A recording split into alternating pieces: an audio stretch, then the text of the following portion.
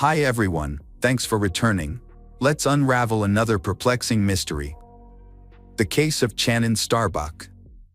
Chanin was born on April 19, 1969, in Anderson, Indiana. She was the youngest child in her family and grew up with two older brothers. However, her life changed dramatically when her parents divorced and remarried, giving her more siblings. From a young age, Chanin dreamed of having a large and loving family of her own.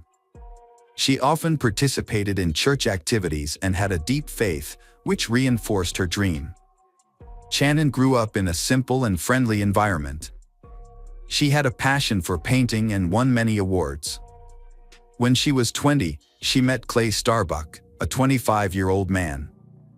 They met at a party in Florida, where Chanin had moved with her family when she was a child. Clay Starbuck, originally from Alaska, came to Florida during his vacation. During their first meeting, Chanin learned a lot about Clay, including that he had attended a diesel mechanic school in Colorado after high school. He then returned home to work on the Trans-Alaska Pipeline and was financially stable. However, Chanin also learned that Clay was married and had two children from that marriage.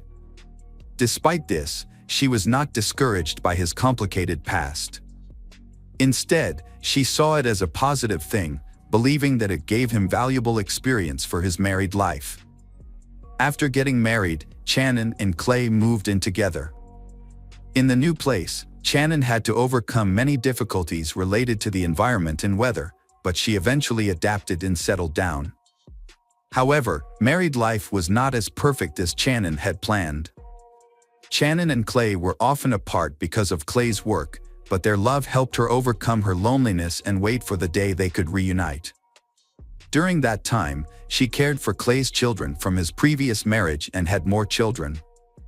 In 1996, the Starbucks family welcomed their son Austin, followed by his brother Blake 3 years later. When their daughter Logan was born, the family was even more excited. However, Logan was soon diagnosed with autism spectrum disorder, adding to the challenges of family life. Chanin had to deal with Logan's illness and try to support her daughter. She became a more caring and nurturing mother to her children. She spent time on health care, education, and community activities. But while she focused on raising her family, she did not realize that her husband was having an affair at work. As time passed, the Starbuck family continued to grow, and Chanin welcomed another daughter, Serena. Despite the hardships of life, she still tried to keep her family happy. But her husband's secret eventually came to light, and it would change her life forever.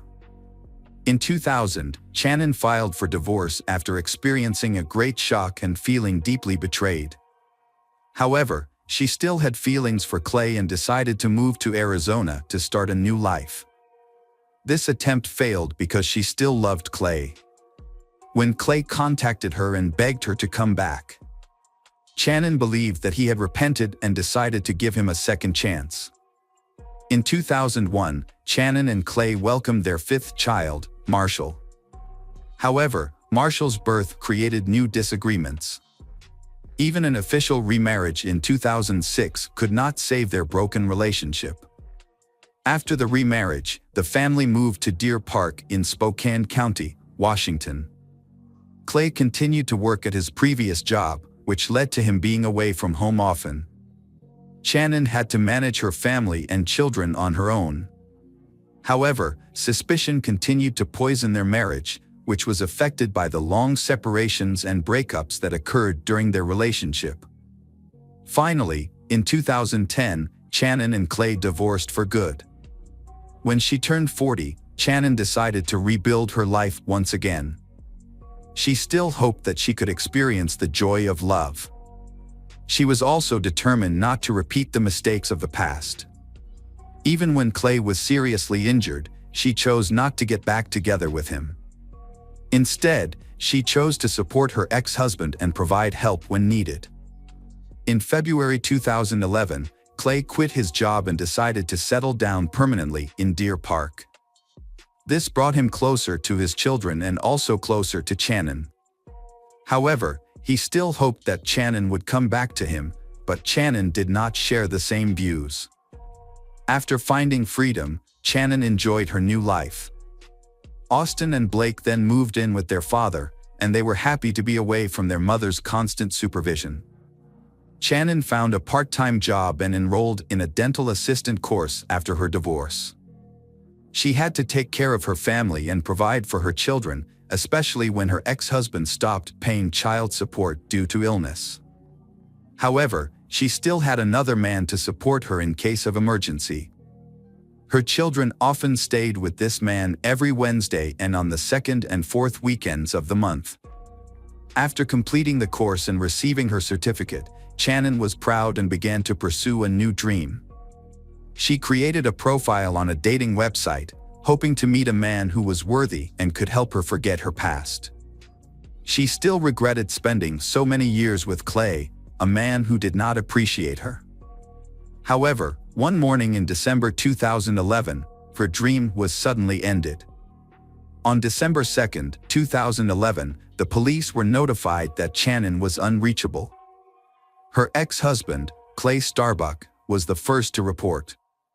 He reported that he had not been able to contact his ex-wife since December 1 around 3 p.m. Chanin had texted her daughter that she could not pick them up from school because she was not feeling well and asked her father to pick them up. However, his phone was turned off, so he did not know about her text. The two children, Marshall and Serena, were tired and hungry. As a result, Logan, 15, decided to call his brother and ask him to drive them to their father's house, which was a few blocks away. When they arrived, Austin said he had not been able to contact his mother either. She may have turned off her phone to rest and recover. Austin took the children to Clay's house. Clay was not expecting them but was very happy to see his children again. After the divorce, the older children lived with him, while the three youngest children lived with their mother. So the father decided to enjoy his time with his children and not bother Chanin. On December 2nd, Clay drove the children to school and went to Chanin's house. However, the front door was locked and the blinds were drawn. Since he did not have a spare key, he could not enter the house. Clay then sent a text message saying that if Chanin did not show up by 7 p.m., he would contact law enforcement. Time passed without Clay receiving a response from Chanin, so he went to the police and reported the situation. Two sheriffs went to the address provided but did not see anything suspicious and returned. The sheriff suggested waiting another day, and if she had not contacted him by then, he should return. Frustrated, Clay went home and waited for news. The next day, Clay went to the police station again. This time, the police told him that he was not the only one reported missing. A friend and Chanin's mother were also unable to contact her. This did not fit her personality. This time, the police took a more serious approach to the case. Many of Chanin's relatives began to worry. After receiving the necessary permission, the police returned to Chanin's house to investigate. When they arrived, the police broke the lock and entered. Initially, they saw no signs of forced entry or robbery. Everything seemed to be in its place.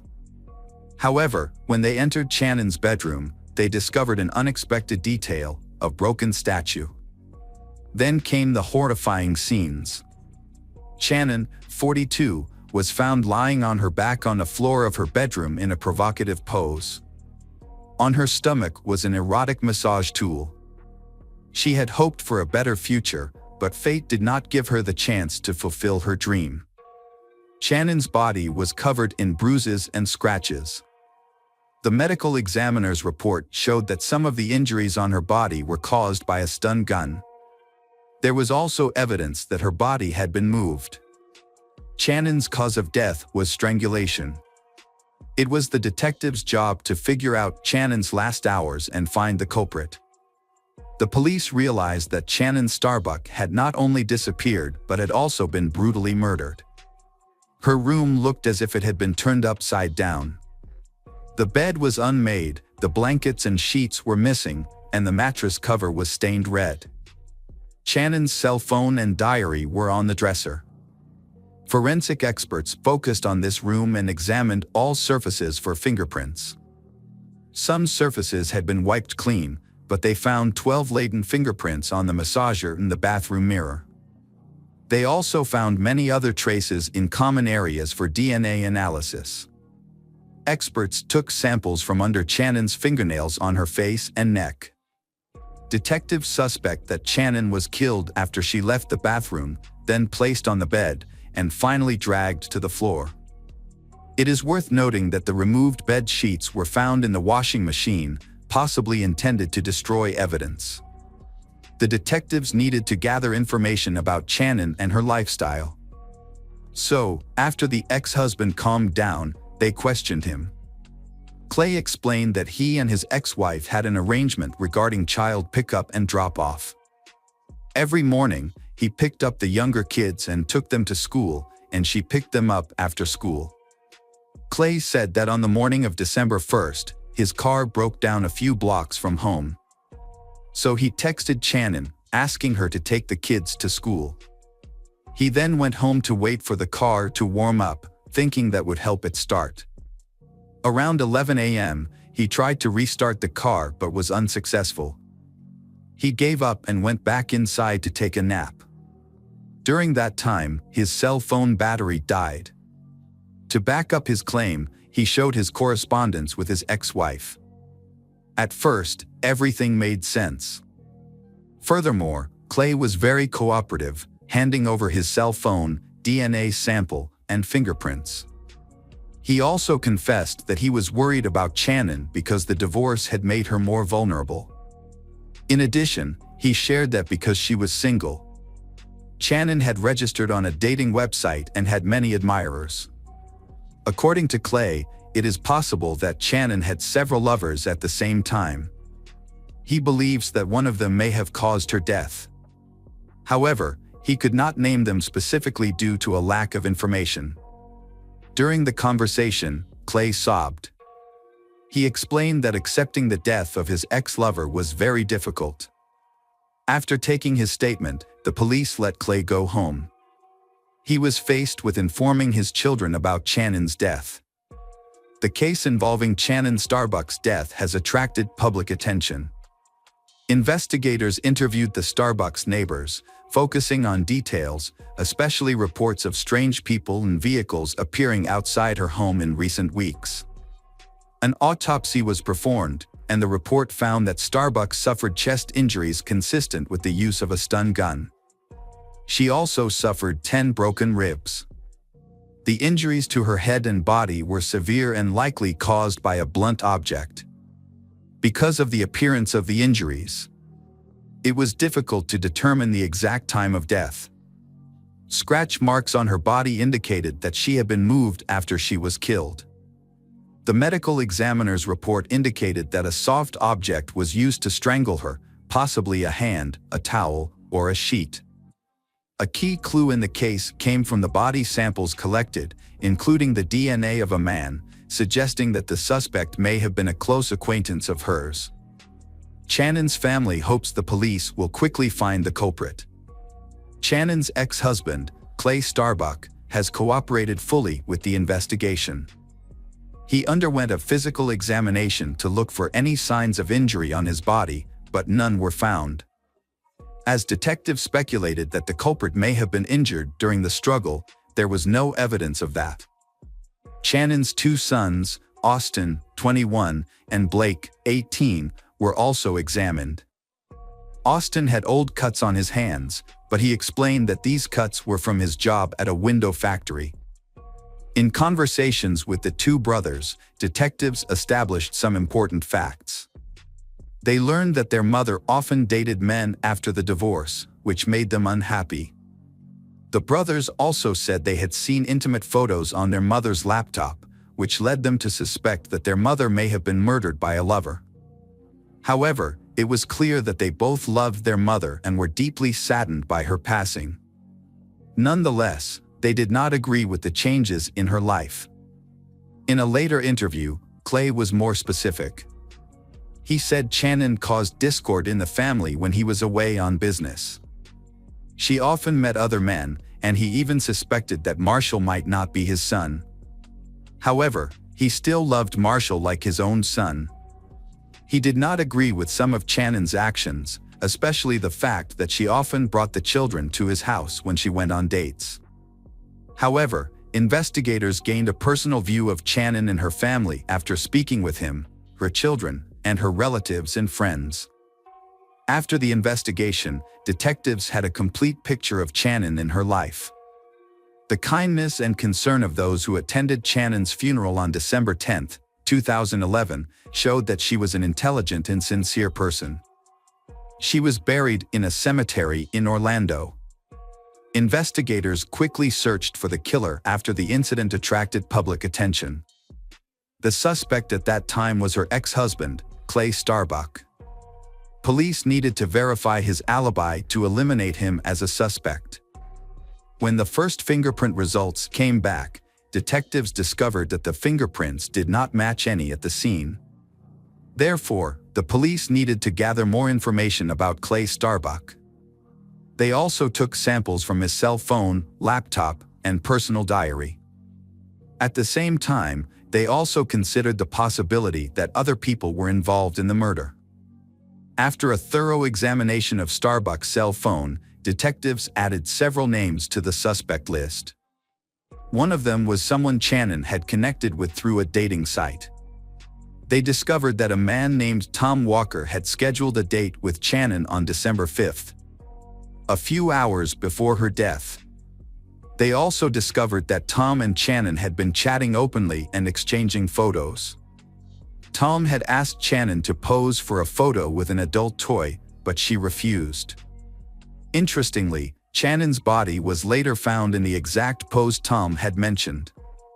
Tom was found within an hour and immediately became a suspect. He explained his activities on the day of Chanin's death, which was confirmed by coworkers and surveillance cameras. John Wilson then scheduled a date with Chanin on December 1st. It was clear from their correspondence that he was not looking for a serious relationship. However, the truth is that John Wilson used a fake name. His real name is John Kinlawn, who works in a completely different field and is married, so he had to keep it a secret. On the day of the incident, John Kinlawn postponed his morning meeting with Chanin until later, citing a headache. In the end, the appointment did not take place. After his DNA sample was taken, he was released. His alibi was confirmed, even though his deception was revealed to his family. The investigation continued, and investigators uncovered some important evidence. When they searched Chanin's phone, they asked the carrier for more information and discovered something significant. At 9:18 a.m. on December 1st, a 911 call was made from Chanin's phone, but someone had deleted it from the call history.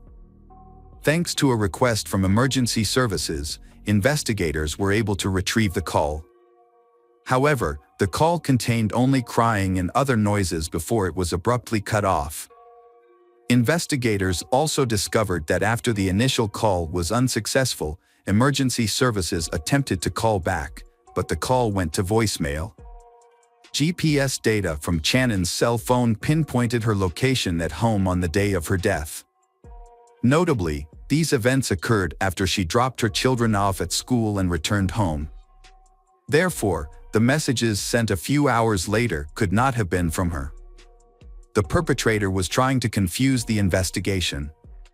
Additionally, this person had a close relationship with the Starbuck family. For example, he used a nickname for their youngest son in his correspondence. Upon closer examination of the information, Clay's statements became even more suspicious. He had a motive to end his ex-wife's life because he could not accept the reality of the divorce. Moreover, he had the perfect opportunity to do this because he knew her daily routine. To clarify the suspicion, the authorities decided to track Clay's car route again, this time using street surveillance camera recordings. The results showed that Clay's car was not broken down as he had claimed. Simultaneously, the results of a second DNA analysis from Chanin's body matched exactly with Clay's sample. On the morning of December 1st, Clay sent a text message to his ex-wife, asking her to take the kids to school and saying that his car had broken down. While she was away, he entered her home and waited. During this time, he accessed her laptop and found personal correspondence that made him jealous and angry. When Chanin returned home, a heated argument ensued that ended in violence. This explains why she was found in an unusual position. This may have been an act of revenge for her newly gained freedom. Clay then stayed at the house and impersonated Chanin in text messages. It seems that he had long intended to harm his ex-wife. The words of a friend of Chanin's took on new meaning for detectives. In one conversation, the friend mentioned that Clay and Chanin's relationship was not normal. Chanin confessed that she was fed up with Clay's constant control and criticism. She was afraid of divorce because she feared that he might one day hurt her. Between June and November 2011, Chanin contacted the police several times, accusing her ex-husband of stalking her. She felt unsafe even in her own home and therefore did not trust anyone with a key. She eventually managed to obtain a restraining order against Clay, so their communication was limited to text messages. A careful examination of Chanin's diary makes it clear that she was not only afraid of her ex-husband but also believed that he was turning the children against her. Clay fabricated lewd stories and portrayed her as promiscuous. The children's reaction to their father's arrest on February 6, 2012, is therefore not surprising. They refused to believe his involvement. The children were unfazed by the fact that a tracking program was found on Chanin's laptop and a hard drive labeled Chanin's desktop was found in Clay's home, along with printed correspondence. The older children doubted the authenticity of the DNA analysis, believing that the accusations against their father were unfounded and that the case was fabricated. However, the views of law enforcement and other relatives were different. The prosecution was convinced of Clay's guilt, relying on a large amount of physical and testimonial evidence. In June 2013, justice prevailed, and Chanin Starbuck was convicted of first-degree murder with aggravating circumstances and disrespect for human remains. He was sentenced to life in prison without the possibility of parole. In 2015, Clay's attorney filed an appeal of the sentence, but it was denied. To this day, Clay remains behind bars at the Airway Heights Correctional Facility in Spokane County. Chanin's loved ones mourn her sudden passing, but their hearts are even more broken by the thought that her children sided with their father. He was so obsessed with his ex-wife that, in his quest for revenge, he forgot the consequences, leaving his children orphaned. Welcome back, mystery lovers. Today's case is going to keep you on the edge of your seat. The case of the Harvey family. Brian Taba Harvey, 49, was a local icon who rose to fame in the 1980s as the lead singer and songwriter of the indie band House of Freaks. Although he and his musical partner Johnny Hott went their separate ways professionally in the 1990s, they remained close friends. A dedicated musician, Brian performed on stage for the final time on New Year's Eve, unaware that it would be the last night of his life. On the other hand, Catherine Gravinsky, 39, found success as co-owner of World of Mirth, a popular toy store in Richmond's Carytown district. She was an artist who pursued various endeavors, including painting sets for community theater, working as a pastry chef, and waitressing. Catherine had an older sister, Shelley Gravinsky, and was also the half-sister of actor Stephen Culp, known for his roles in TV shows such as The West Wing and Desperate Housewives, as well as various films. Brian and Catherine's paths crossed at the Border Cafe on Main Street, where Catherine worked and Brian frequently visited with Johnny. In 1990, Brian and Catherine got married. The House of Freaks then released an album featuring a song called I Got Happy, which was dedicated to Catherine. The couple had 2 daughters. Their first daughter, Stella, was born in 1996. After becoming a father, Brian realized that having children helped him find meaning in life and the importance of keeping hope for his children's future. Their second daughter, Ruby, was born in 2001. While working in the computer department of the Henrico County school system, Brian continued to pursue his passion for music. Meanwhile, Catherine started her own business, opening a unique toy and gift store called World of Mirth in the Carytown neighborhood. The store was designed to be a welcoming space for parents and children to spend time together, and children are free to play with the available toys. Brian Harvey's family lives in a quiet, quaint neighborhood south of Richmond. Their two-story red brick house was surrounded by large trees, porch swings, and ivy-covered gardens. They had a cozy family room in the basement. The family was well respected and loved in the community, and it seemed no one had any ill will towards them. On New Year's Day, 2006, Brian, his wife Catherine, and their two daughters, Stella and Ruby, were preparing for a busy day. They were hosting a barbecue lunch for friends and family, a tradition they enjoyed every year on this day. They woke up early to get everything ready. That Sunday morning, Brian went outside to collect the newspaper, absorbed in the front-page news. He didn't lock the door when he came back in, which wasn't unusual for them, especially on party days when friends would be arriving. The neighborhood was considered safe, so they didn't think much of it. However, on that day, Brian was unaware that some criminals were secretly lurking nearby. Catherine was busy in the kitchen, preparing cookies for the guests who were expected to arrive soon. Suddenly, she heard voices coming from the living room and thought that some guests had arrived early. But when she went to check, she was shocked to see two strangers instead of familiar faces. Later, Brian, Catherine, and their young daughter Ruby were ordered to go downstairs to the basement playroom. Stella, who had spent the night at a friend's house, had not yet arrived home. Once the family was in the small room, the intruders used electrical cords and packing tape to tie them up. The intruders told them that as long as they cooperated, no one would get hurt while they searched the house. Just as the intruders were starting to ransack the house, someone knocked on the front door at around 10 a.m. The leader of the intruders untied Catherine and told her to answer the door. However, he warned her that if she tried to escape or ask for help, her daughter and husband would be killed. Catherine was in a difficult situation. Stella was about to arrive, and if she answered the door, she would put her daughter in danger.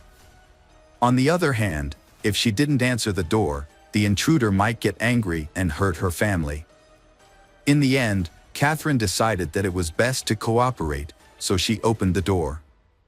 Stella suddenly ran past Catherine and into the playroom, where the family usually spent a lot of time together. Catherine quickly intervened, stopping Stella's friend from following her.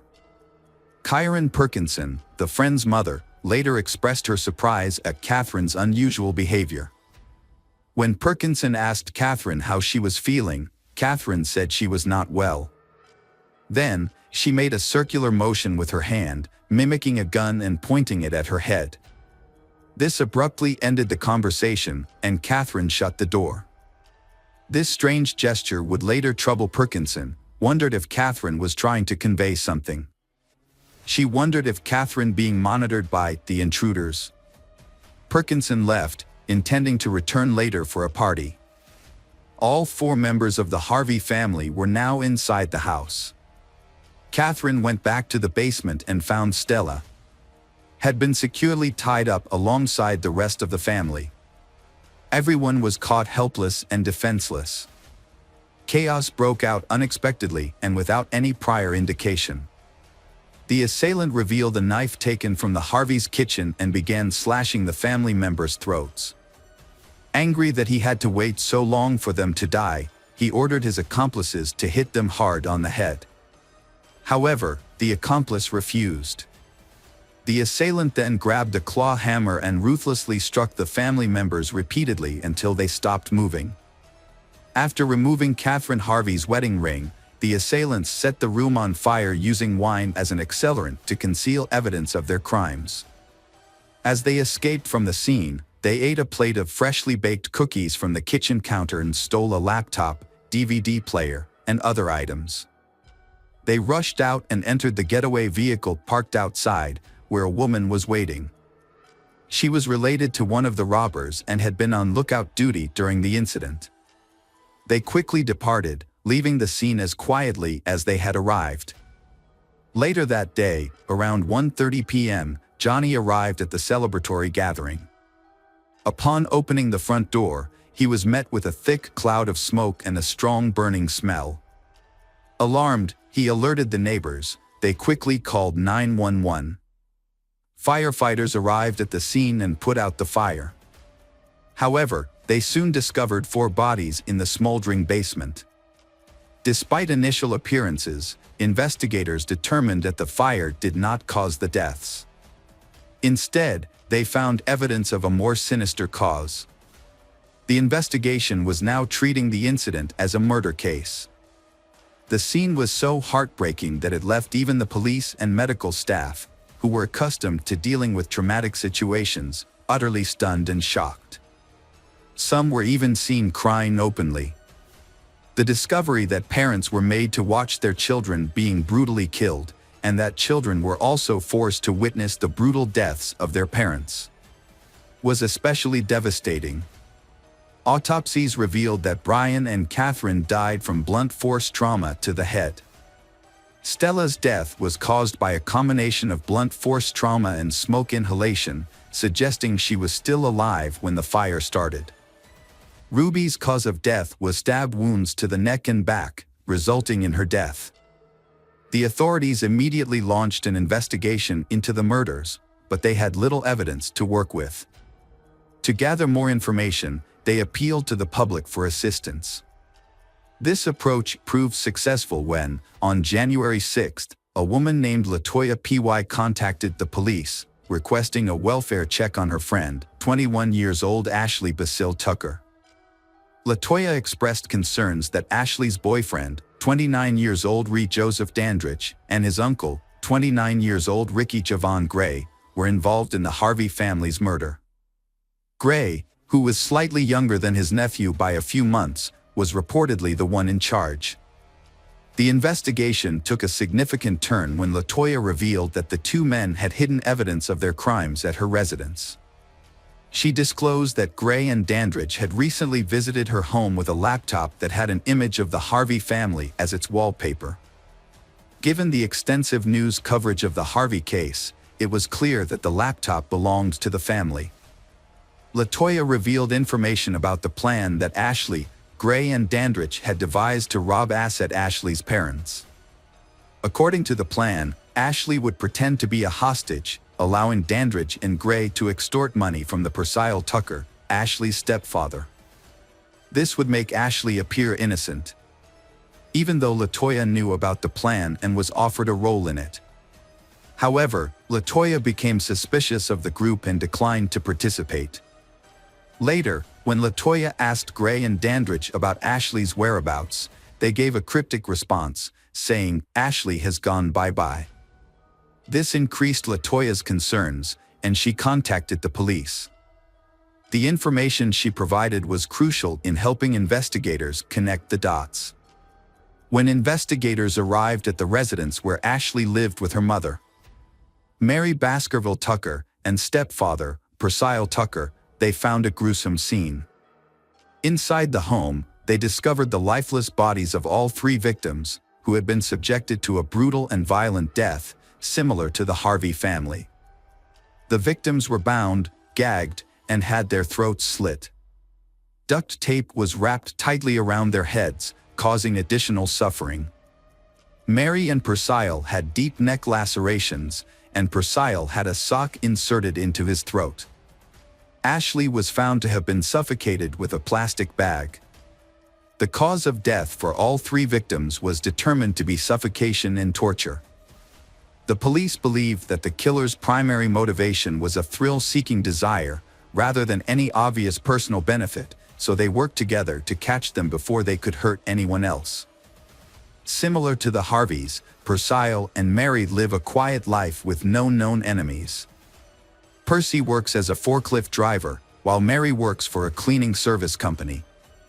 Their peaceful life was shattered by their daughter's betrayal, leading to the tragic death of a couple enjoying their golden years.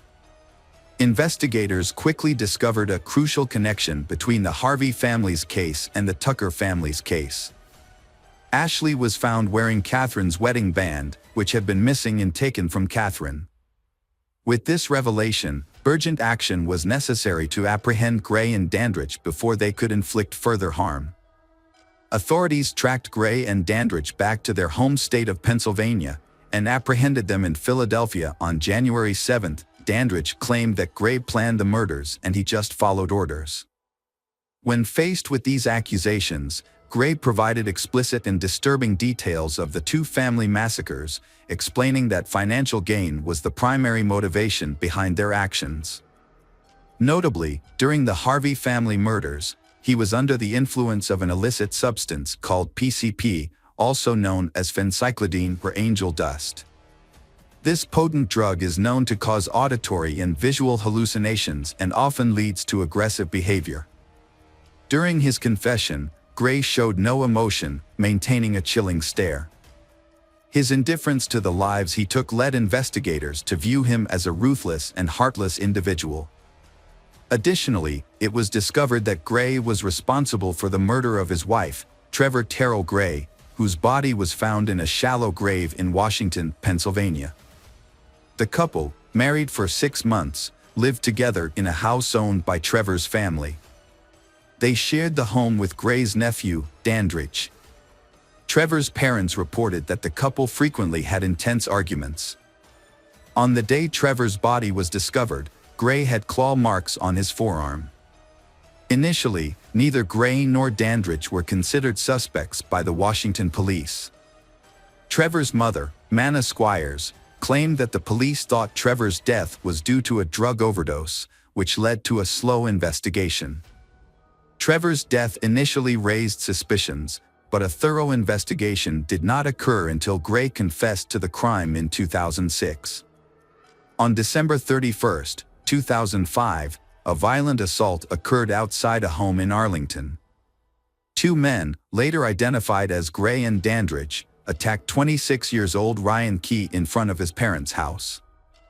The assault left Ryan with severe injuries, including stab wounds to the chest, neck, and arms. He spent 2 weeks in a coma due to the near-fatal attack. Additionally, he permanently lost the use of his right arm. Gray and Dandridge faced multiple charges related of the Tucker's family killings. Gray was charged with 5 counts of capital murder, while Dandridge faced 3 counts of murder. Despite initially admitting to their involvement, both men pleaded not guilty. Gray's 6-month trial concluded with a guilty verdict on all counts. He received a life sentence for the murders of Brian and Catherine Harvey. The court also sentenced him to death for the brutal murders of Stella and Ruby. Following Gray's conviction in September 2006, Dandridge chose to accept a plea deal to avoid the death penalty. He was sentenced to life in prison without the possibility of parole in December 2006. Gray also faced charges in Culpeper County for the murder of Cheryl Warner, a 37-year-old mother of 3 who was found shot and hanged in her burning home. Gray pleaded not guilty, but the charge was later suspended due to conflicting evidence on June 4, 2008. Over the next 9 years, Gray's lawyers filed multiple appeals. They argued that Gray's traumatic childhood had affected his mental capacity. However, the Supreme Court rejected his case in 2016. As a result, Gray was scheduled to be executed on January 18, 2017. On the scheduled date, with all appeals exhausted, Gray was put to death by lethal injection at Greensville Correctional Center. Meanwhile, Dandridge remains in prison at Sussex 2 State Prison. The Harvey family's brutal murders sent shockwaves of horror and grief through the community. Over 1,400 people attended their memorial service, expressing condolences and sorrow outside Catherine's store. Flowers, dolls, and candles formed a poignant tribute along the curb outside the red brick house. The candles, lit by children, remained glowing for weeks. Catherine's brother Culp described the murders as a devastating blow that felt endless. He spoke about the pain of thinking about the family's final hours, saying that everyone was trying to move forward. Justice seemed to be an elusive but deeply desired goal. Families held on to the hope that one day the truth would emerge. This dramatic narrative weaves together fates marked by love and loss, courage and despair. Follow the unfolding events to discover whether the families will achieve retribution and justice. Jorge's latest victim was his new girlfriend, whose name was Carmelinga Alanis Campira. Born on December 10, 1985, she had a profound love for animals, particularly cats. Her passion for animals initially led her to pursue veterinary studies at the National Autonomous University of Mexico. However, due to challenges with practical training, she couldn't complete her veterinary education. Consequently, she shifted her focus to philology, determined to continue her academic and professional journey. At the age of 31, Campira was living in a middle-class neighborhood in the Santo Domingo colony in Mexico. She shared her home with her two sons, aged 12 and 3, as well as her brother Gabriel. Campira's first child was born to her late husband, Juan Carlos, who tragically passed away from cancer in 2012. Despite the adversity, Campira gave birth to her daughter a few months after her husband's death and devoted herself entirely to raising her children. Financially, the family relied on a pension and rental income from apartments. While Campira shared a close relationship with her mother Margarita, she confided more in her aunt Sandra, who was both her confidant and close friend. Though her life was dedicated to her children, Campira harbored a secret desire for romantic love, longing for a partner who would accept and love her children. In the realm of social media, Campira found a glimmer of hope in Jorge, a 38-year-old man. Jorge, introducing himself as Joy Draga, portrayed himself as a widower residing in Mexico City. His social media page featured various photos depicting his life, including a poignant image captioned, "Rest in peace, my love." Yet, amidst this seemingly normal facade, a mystery lingered. Who was Yang, whose death Jorge referenced on his page? This enigmatic mention of Yang added layers of intrigue to an already compelling narrative, hinting at hidden secrets waiting to be unraveled. As the story unfolds, one cannot help but feel the palpable anticipation of delving into the depths of these mysteries, each clue serving as a tantalizing glimpse into a complex web of secrets and unexpected revelations. This is the story of Jorge Humberto Martinez Cortez, born on January 5, 1978 in Mexico City. Jorge kept his childhood and teenage years veiled in secrecy. In various interviews, he hinted at constant conflicts with his caring mother, while his weak-willed father remained passive amidst their quarrels.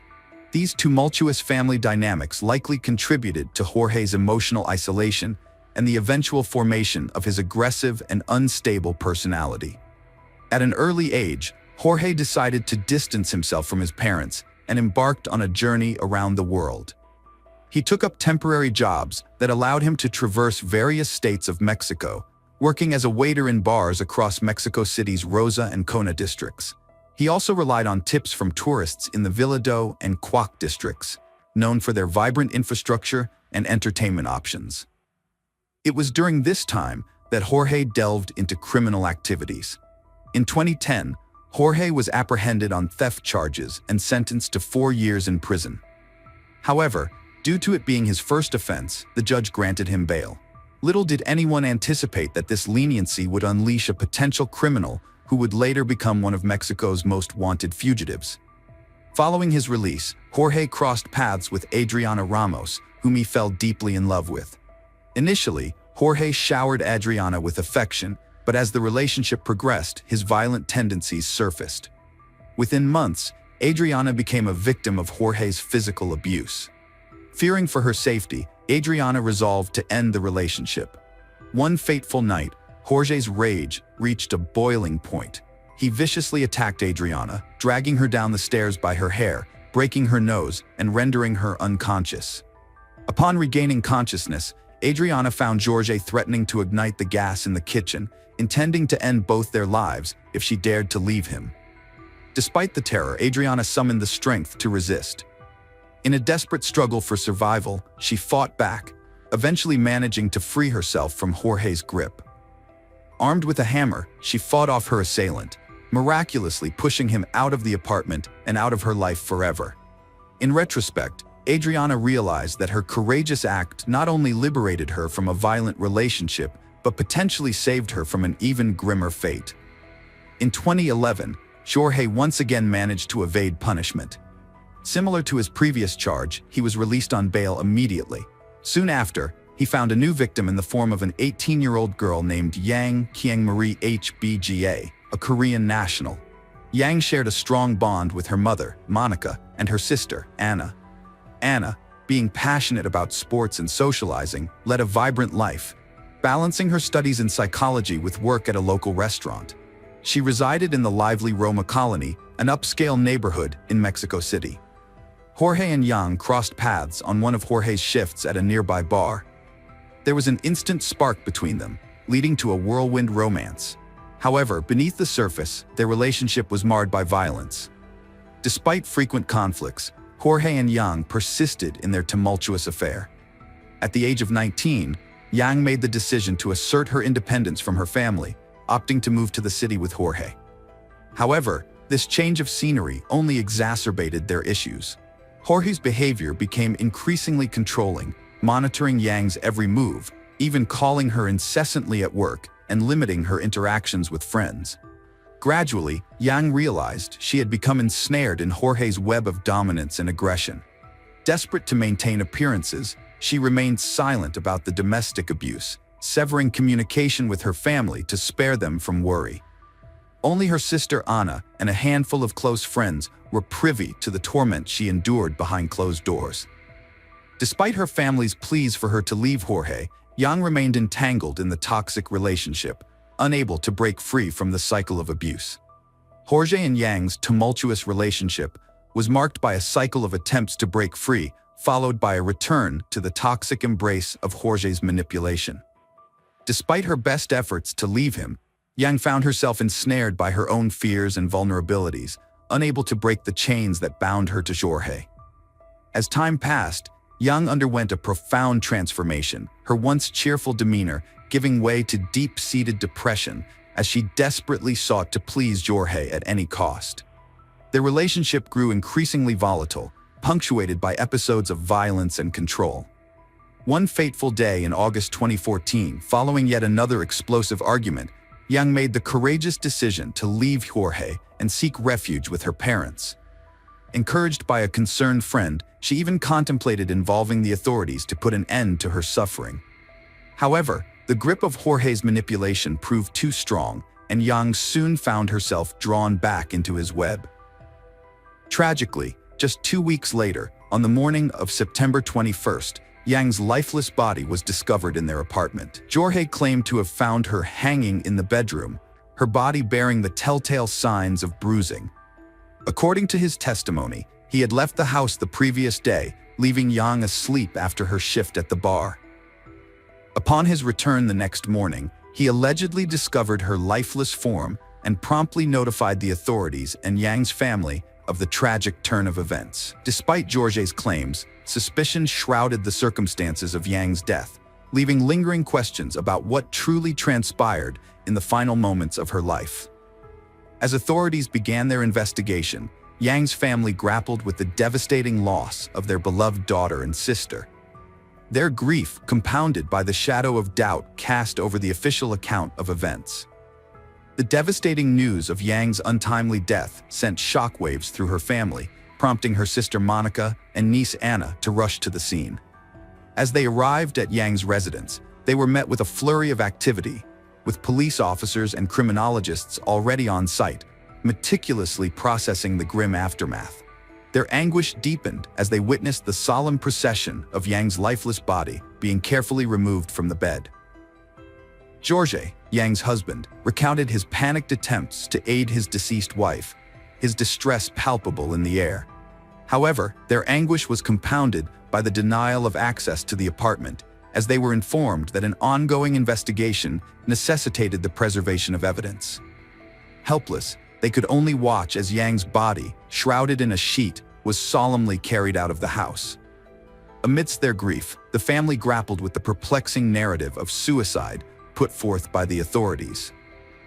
While detectives leaned towards this conclusion, citing the position of the body and Jorge's purported account, Yang's loved ones vehemently contested this theory. Their skepticism was fueled by the absence of any discernible signs of distress in Yang's demeanor prior to her death, leaving them incredulous at the notion that she would take her own life. Moreover, upon closer inspection of the body, they noted bruising on Yang's legs, casting doubt on the initial assessment of suicide by hanging.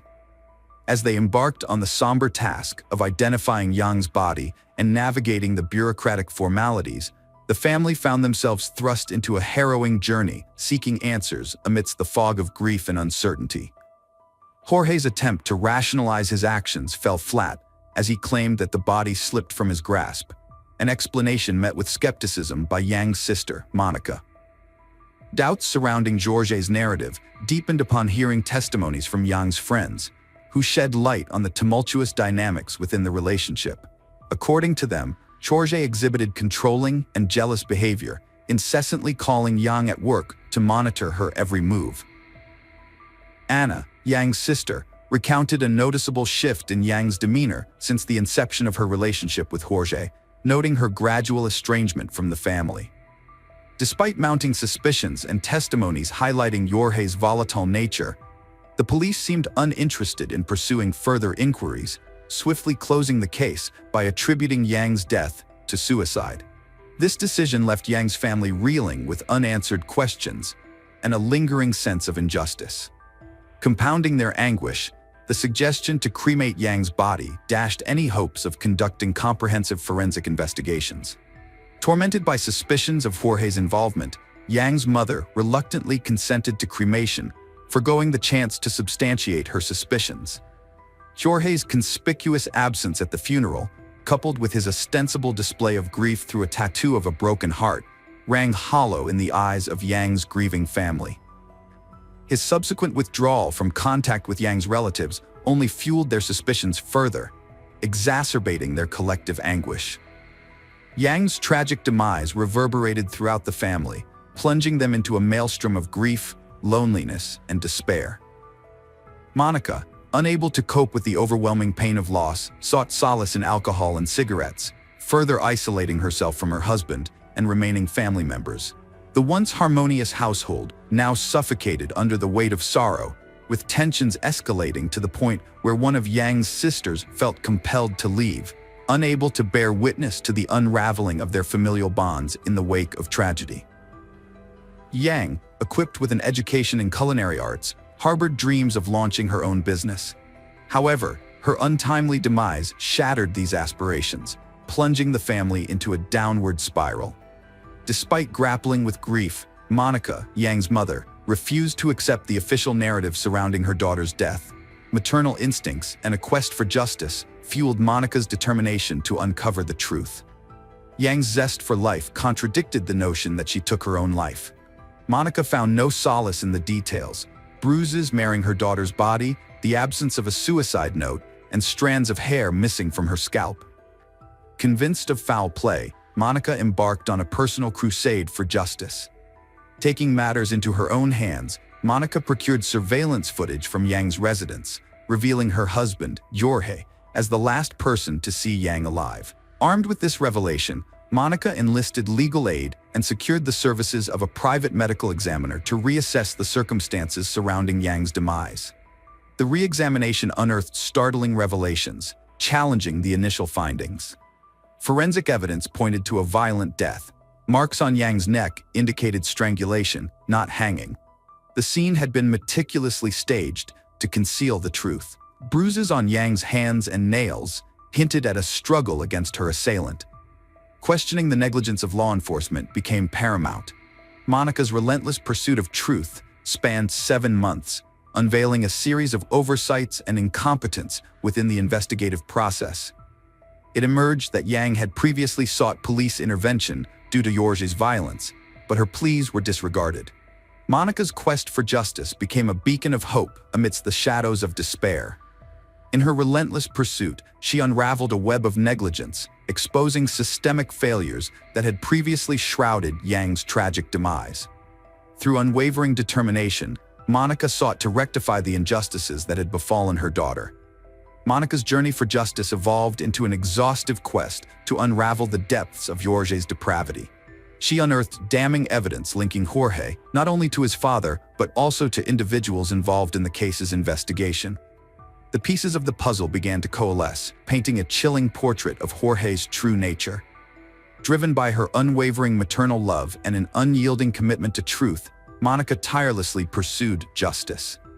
Despite facing skepticism and resistance, she refused to be silenced. Each roadblock only fueled her determination to hold Jorge accountable for his actions. As Monica delved deeper into the investigation, she uncovered disturbing truths about Jorge's past. His connections to criminal elements cast a sinister shadow over Yang's tragic demise, challenging the initial narrative of suicide propagated by the authorities. The prosecutor's office, instead of offering support, met Monica's demands with callous indifference. Advised to abandon her pursuit of justice and seek psychological help, Monica stood her ground, undeterred by the dismissive attitude of those in power. Yang's story transcended the confines of tragedy, becoming a testament to the enduring power of love and the relentless pursuit of truth. In 2016, Jorge's heinous actions claimed yet another victim, thrusting Monica into a new realm of darkness and uncertainty.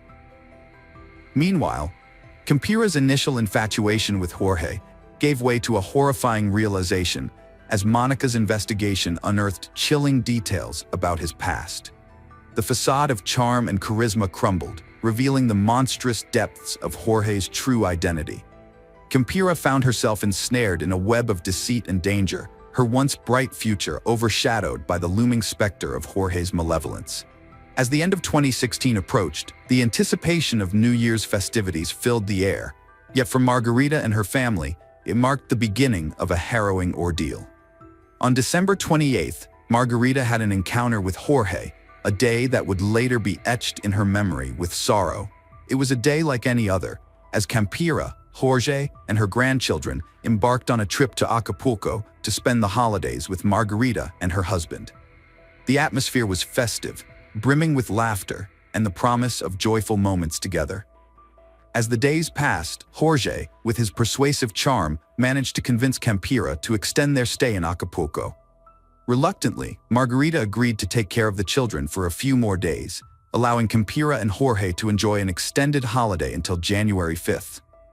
Little did they know that these seemingly innocent decisions would lead to unfathomable tragedy. 3 days after their departure, the unthinkable occurred.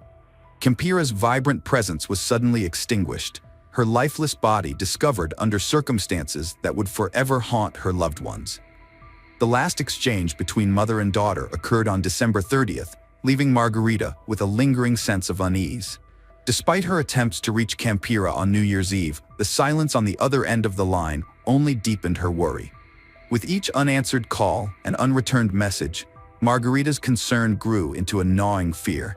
It was unlike Campira to be out of touch, especially during such a celebratory time. Despite Jorge's attempts to quell her apprehensions by attributing Campira's absence to a quarrel and a night out with friends, Margarita's maternal instincts screamed otherwise. Driven by an insatiable need for answers, Margarita reached out to a trusted family friend, hoping to unravel the mystery shrouding her daughter's whereabouts.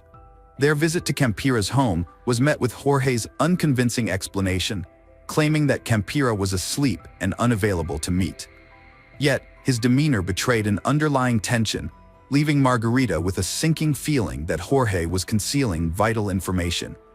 As the pieces of this sinister puzzle began to fall into place, Margarita realized that the truth lay buried beneath layers of deception. With determination, fueled by grief and a mother's unwavering love, she resolved to uncover the dark secrets veiled by Jorge's facade.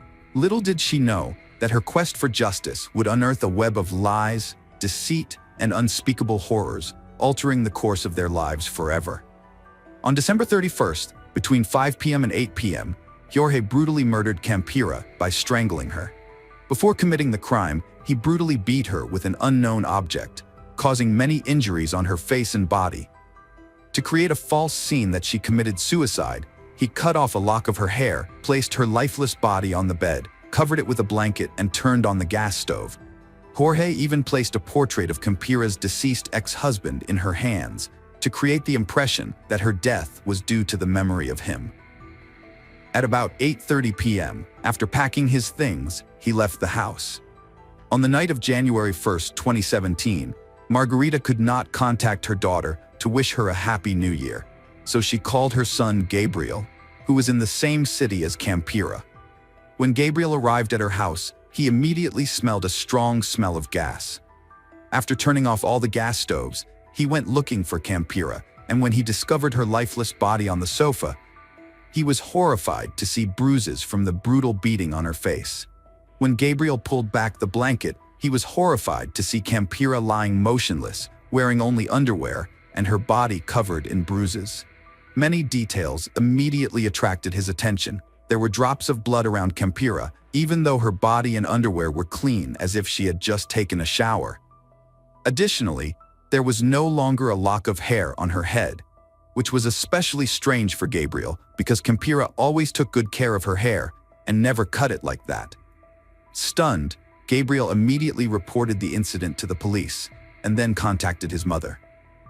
For Margarita, this news was a real shock, like a sharp blade piercing her heart, dividing her life into before and after. Not only did her world collapse, but so did the world of Campira's children and their entire families. Minutes after Gabriel's call, a team of paramedics and police arrived at the house. After declaring Campira's death, they sealed off the scene and restricted access for relatives of the deceased.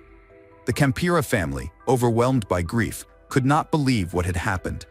Their eyes reflected not only pain but also a glimmer of hope that justice would be served. The bruises on Campira's body, the absence of a lock of hair, and the crime scene were not consistent with the theory that she had committed suicide. The police began meticulously examining the scene, recording every detail. They have a difficult task ahead of them in understanding the circumstances of Campira's death to make a clear line. Finding the truth and distinguishing between truth and lies, as well as finding the guilty, is a complex process. At the initial stage, based on the first results of the autopsy, the police hypothesized suicide. According to their theory, Campira wanted to end his life by turning on the gas to poison himself. However, the deceased's family firmly rejected this theory. They couldn't believe that a cheerful young woman who had overcome the pain of losing her husband and was a loving mother of 2 children could do such a thing. Their belief in Campira's violent death was further reinforced by the absence of locks of hair that could not be found in the house. Convinced of their suspicions, Campira's family demanded a more thorough investigation. Unlike Yang's case, this time the authorities did not ignore their requests. A second forensic examination confirmed their fears. Campira had been strangled and the fake suicide scene was just a clever disguise. This is evidenced by marks on the trachea and neck, as well as bruises indicating beatings and the absence of locks of hair. After confirming the crime, Coyan police began an active investigation. Campira's aunt, Sandra, found support from the deputy public prosecutor and ensured the case was transferred to the prosecutor's office for investigation. However, progress in the investigation has been slow and painful. Just a short time later, Sandra was called back to the prosecutor's office, where she was informed that she and her brother Gabriel could be plaintiffs in the case. The children of the deceased woman, left without a mother, were placed in the care of their grandmother immediately after the tragedy. They have been transferred to a new school. The family tries to protect them from horrifying memories and help them adapt to the new reality, but time cannot heal such wounds. The Campira family is looking forward to news, but the investigation is at a standstill. It was only after 2.5 months that they were allowed into the apartment where Campira's body was found to collect his belongings and possibly find clues.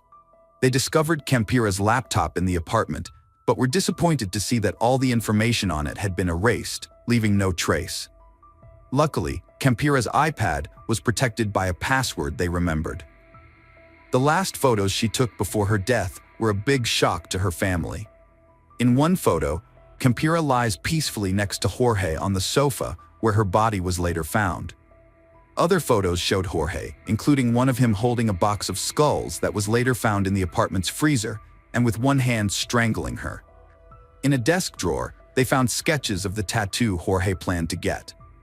These photos only increased the family's suspicions about Jorge's involvement in the crime. The new evidence found in the apartment is truly a big discovery for the Campira family. Campira's peaceful photos contrast with Jorge's macabre photos, and the horror tattoo sketches leave no doubt about his involvement in this tragedy.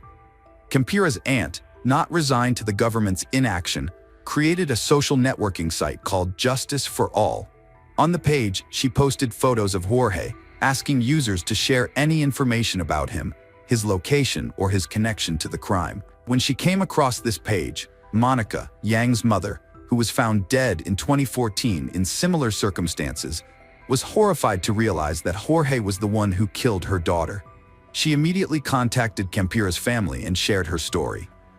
Margarita and Monica, two mothers, are linked by tragic fate. Their daughters died 2 years apart, allegedly by the same person. In Yang's case, as is well known, the police not only failed to investigate the case properly, but also failed to consider the possibility of violent death. During their own investigation, the two mothers discover a horrifying common denominator. In both cases, Jorge acted according to the same script.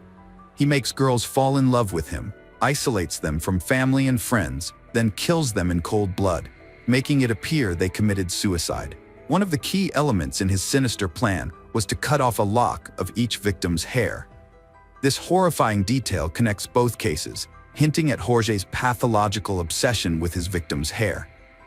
His motives remain a mystery, but his propensity for violence and manipulation leaves no doubt about his involvement in these deaths.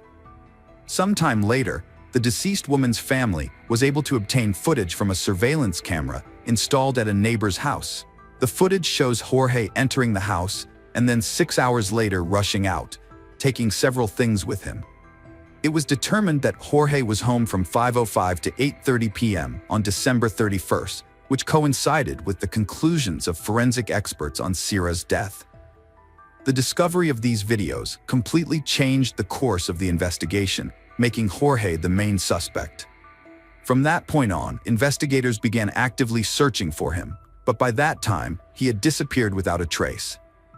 Jorge quit all his jobs, stopped being active on social networks, and ceased communicating with his friends. It was clear he was in hiding, which further increased suspicions about him. The Mexico City Prosecutor General's office put its full force behind the investigation, realizing Jorge was a threat to society, and possibly his new girlfriend could be the next victim. However, the search for Jorge yielded no results after several months. The Mexican police turned to international help, placing Jorge on the International Wanted List and expanding the search to over 100 countries. Thanks to the efforts of Campira and Yang's mothers, these cases were widely publicized in the media, and Jorge quickly earned the nickname Lady Killer. As soon as the story of Jorge's crimes became public, other women who were also his victims but had escaped began contacting the police to expose his brutal behavior. These women shared eerily similar stories about how their romantic relationships with Jorge turned into nightmares of physical and verbal abuse. One of Jorge's ex-girlfriends, Adriana, shared a heartbreaking story of abuse and testified to the police about Sira's death. Sira's case highlighted a pattern where both she and Yang had a lock of hair missing, both were said to have taken a shower before their deaths, and both were in a relationship with Jorge. It seemed that this man had committed a terrible crime. During the investigation, more gruesome details were revealed, such as the public learning that Jorge had been released on bail in 2009, sparking a wave of anger. Many realized that if he had been detained sooner, these young women might still be alive. While Campira and Yang's families continued their relentless fight for justice on social media, a page dedicated to their memory gathered more than 13,000 subscribers. They united to demand justice for the women who died. 10 months after his escape, on October 24, 2017, Jorge paid the price for his actions. His arrest came suddenly during a raid by the National Civil Police in the Guatemalan city of Livingston. Guards patrolling the streets noticed a suspicious man who looked like a homeless person. Simple paperwork and fingerprint checks shocked them. This man was on the international wanted list with a red danger level. Jorge was immediately taken to the Guatemalan capital's immigration center for preventive measures and detained. Central American authorities immediately contacted their Mexican counterparts and initiated extradition proceedings.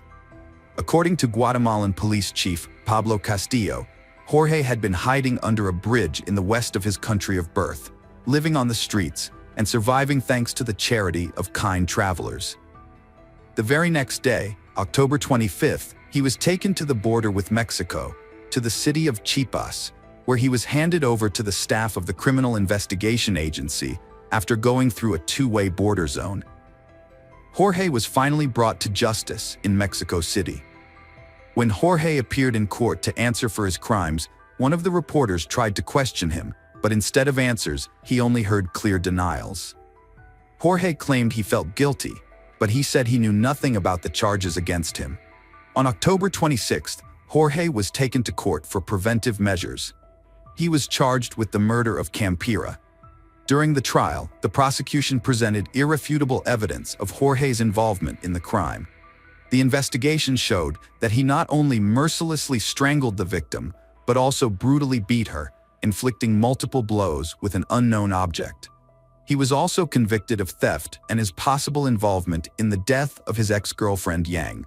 Despite irrefutable evidence, procedural arguments, and testimony from witnesses, Jorge's lawyers gave a new version, claiming their client was suffering from a mental disorder and requested psychological treatment. After carefully considering all the arguments, the judge turned to Jorge and his lawyer, asking how long it would take to conduct a psychological examination. The defendant's lawyer, after consulting with his client, requested that Jorge attend all court hearings. After thoroughly studying the arguments of both parties and all the documents related to the case, the judge made a decision. Acknowledging that the prosecutor's office had provided enough evidence to hold Jorge criminally responsible for the crime of femicide, the court also decided to continue the investigative trial and allow 4 months to search for new evidence. During this time, Jorge was taken into custody and placed in the pre-trial detention center. Even though Jorge was arrested and found guilty by the court, the families of Campira and Yang still faced a long and difficult trial ahead. The defense used all kinds of legal loopholes to delay the trial for years, including filing a request for the habeas corpus procedure to claim that Jorge's rights had been violated. The prosecutor's office had to engage in a difficult struggle with Jorge's lawyers, who tried their best to protect their client from conviction. In August 2019, an intermediary hearing was held in the form of oral proceedings. Jorge's lawyer requested to exclude from the case videos showing him entering and leaving Sira's house on the day she was murdered. They argued that the videos were just fragments from 30 hours of footage from the crime scene and could not be evidence of their client's guilt. The video was obtained from Campira's neighbors, who gave it to the victim's family, and the family turned it over to the police for investigation. However, the original videos were lost, and the copies recorded on a disc were taken to court. Jorge's lawyer claimed that the Mexico City prosecutor's office withheld this evidence until the hearing date and argued that the video should not be used as evidence. The supervising judge, after hearing the defendant's arguments, the prosecutor's office, and the testimony of Campira's friends and neighbors, refuted the defense attorney's petition. 2 more witness statements were not admissible as evidence, but their content was considered by the court. The case was referred to the court, and Jorge had the right to appeal if convicted, which allowed him to present similar arguments. While the Campira case was ongoing in court, the Yang family fought their own battle. Thanks to the efforts of activists from the Mexican Institute for Human Rights and Democracy, National Civilian Observatory Against the Genocide of Women, and the One Justice Center, a decree prohibiting femicide was passed in Mexico City. The Yang case was one of several crimes that prompted authorities to make this decision. Yang's death was also reclassified as a femicide and transferred to the Mexico City court 7 years after the tragedy. In May 2021, a criminal case was opened against Jorge, and on May 6th of the same year, a judge ordered his arrest for Yang's murder. However, Jorge's lawyers exploited every loophole to delay the investigation and sentencing. The fight for justice was not in vain. 9 years after Yang's death, in November 2023, Jorge Humberto Martinez Cortez, 45 years old, also known as El Motovas, was convicted and sentenced to 52 years and 6 months in prison for taking Yang's life. Although the Yang family achieved justice, the Campira family still had a long way to go. The trial was scheduled to begin in April 2022. At the detention center where Jorge was being held, activists were determined that this time the criminal would not shirk responsibility. However, Jorge's lawyers once again requested to postpone the scheduled hearing. On January 29, 2024, more than 50 witnesses were scheduled to be invited to the hearing. As of now, there is no information about this in the family media. While nothing can bring Campira back, her loved ones crave justice to prevail, ensuring that her death will not go unpunished. Hello friends, welcome to our channel. Today we're going to take a look at another horrible case with you. The case of West family. The West family appeared to everyone as a strong, happy, and well-off unit. The couple had been married for 14.5 years, raising a daughter together. They never gave anyone reason to suspect any difficulties in their marriage. That was until the early morning of January 13, 2018, when 42-year-old Mrs. West was found deceased near her own home. To understand why, we need to delve into the West family's history from the beginning and unravel the rumors about the late housewife's double life that had been circulating for years. Kat Dawn West, née Martin, was born on February 15, 1975, in the quaint town of Davie, Florida, the only child of Nancy and John Jonathan Martin. She grew up in a modest family environment. As a child, she yearned for a younger sibling, a dream unfulfilled due to her mother's health issues. Perhaps this is why Kat was overly attached to dolls. She treated them like living beings, singing to them and cradling them. In school, Kat was known for her beauty and sociability, actively participating in sports and dance. During her teenage years, signs of bipolar affective disorder began to show. This included days of depression and anxiety, alternating with periods when she felt overly happy and restless. Unfortunately, her parents didn't notice her condition right away. By then, Kat had started drinking to manage her emotions. It wasn't until she sought for alcoholism that the cause of her issues was identified. In her 20s, Kat managed to overcome alcohol dependency. Dealing with bipolar disorder, however, proved more challenging. She needed several strong medications that led to complex drug interactions and side effects. Eventually, they got the disorder under control, but she had to stay on medication until her untimely death. Kat longed for marriage, a family, and children, but her personal life had many difficulties, likely because of her mental health and alcohol problems. Despite this, the attractive blonde had numerous admirers and was often the life of the party.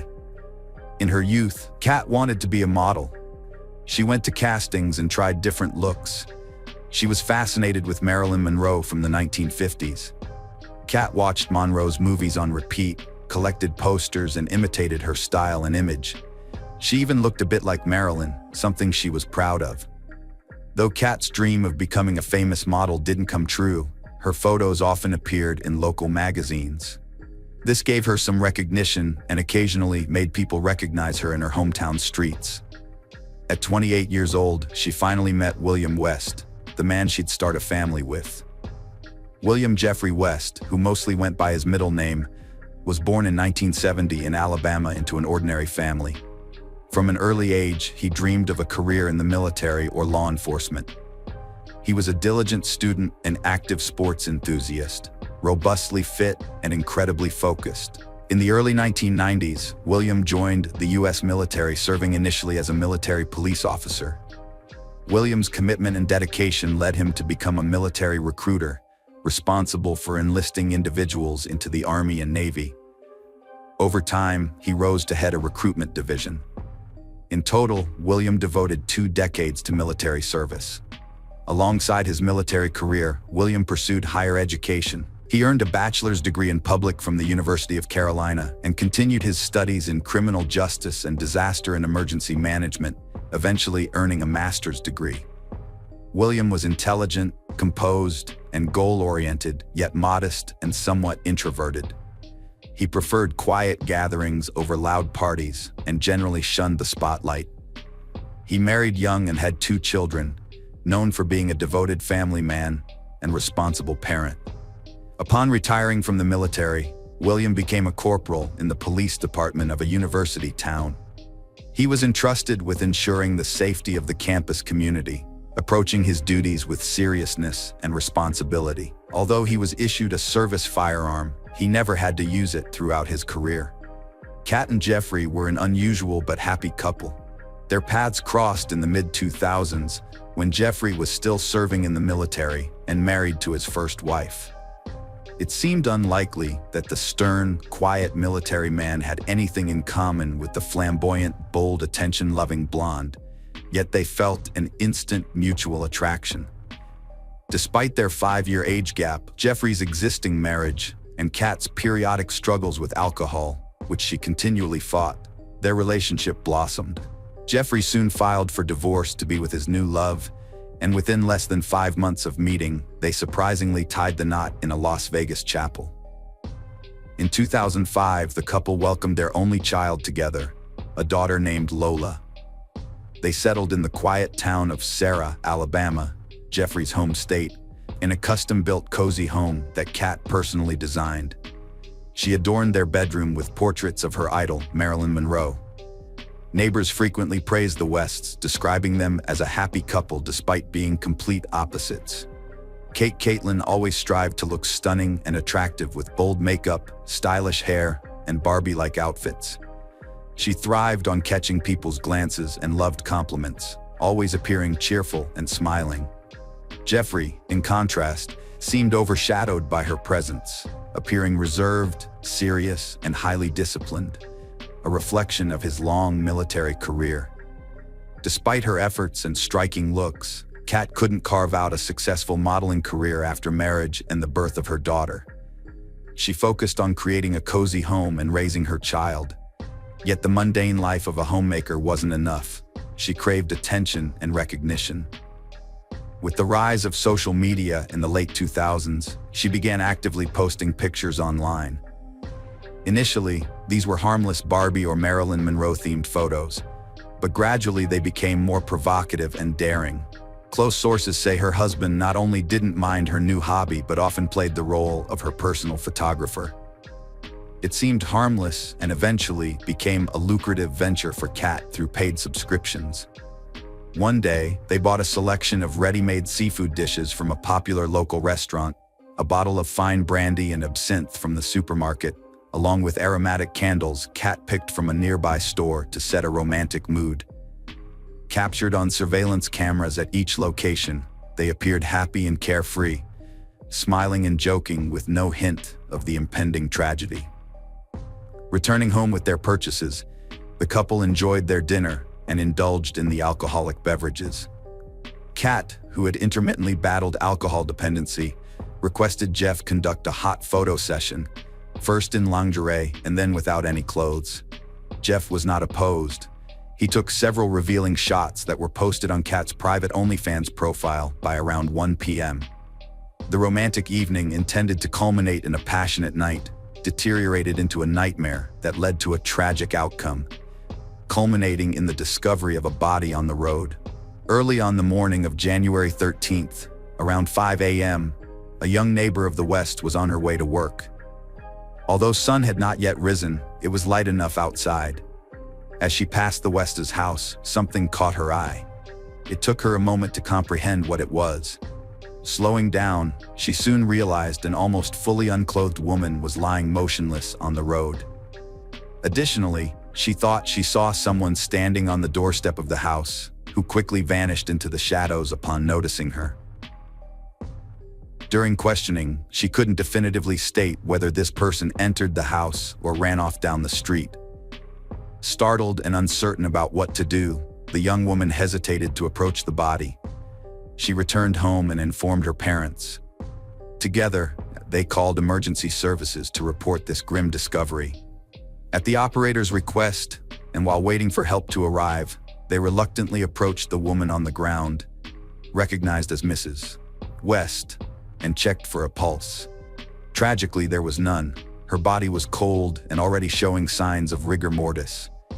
Mrs. West was found face down with most of her body on the sidewalk, dressed only in a bright pink bralette top. A pool of blood had formed under her head, and nearby lay a bottle of absinthe with some of its contents spilled on the road and blood stains on it. A short distance away lay her smashed smartphone. Since it was a quiet residential area, there were no other witnesses during the night.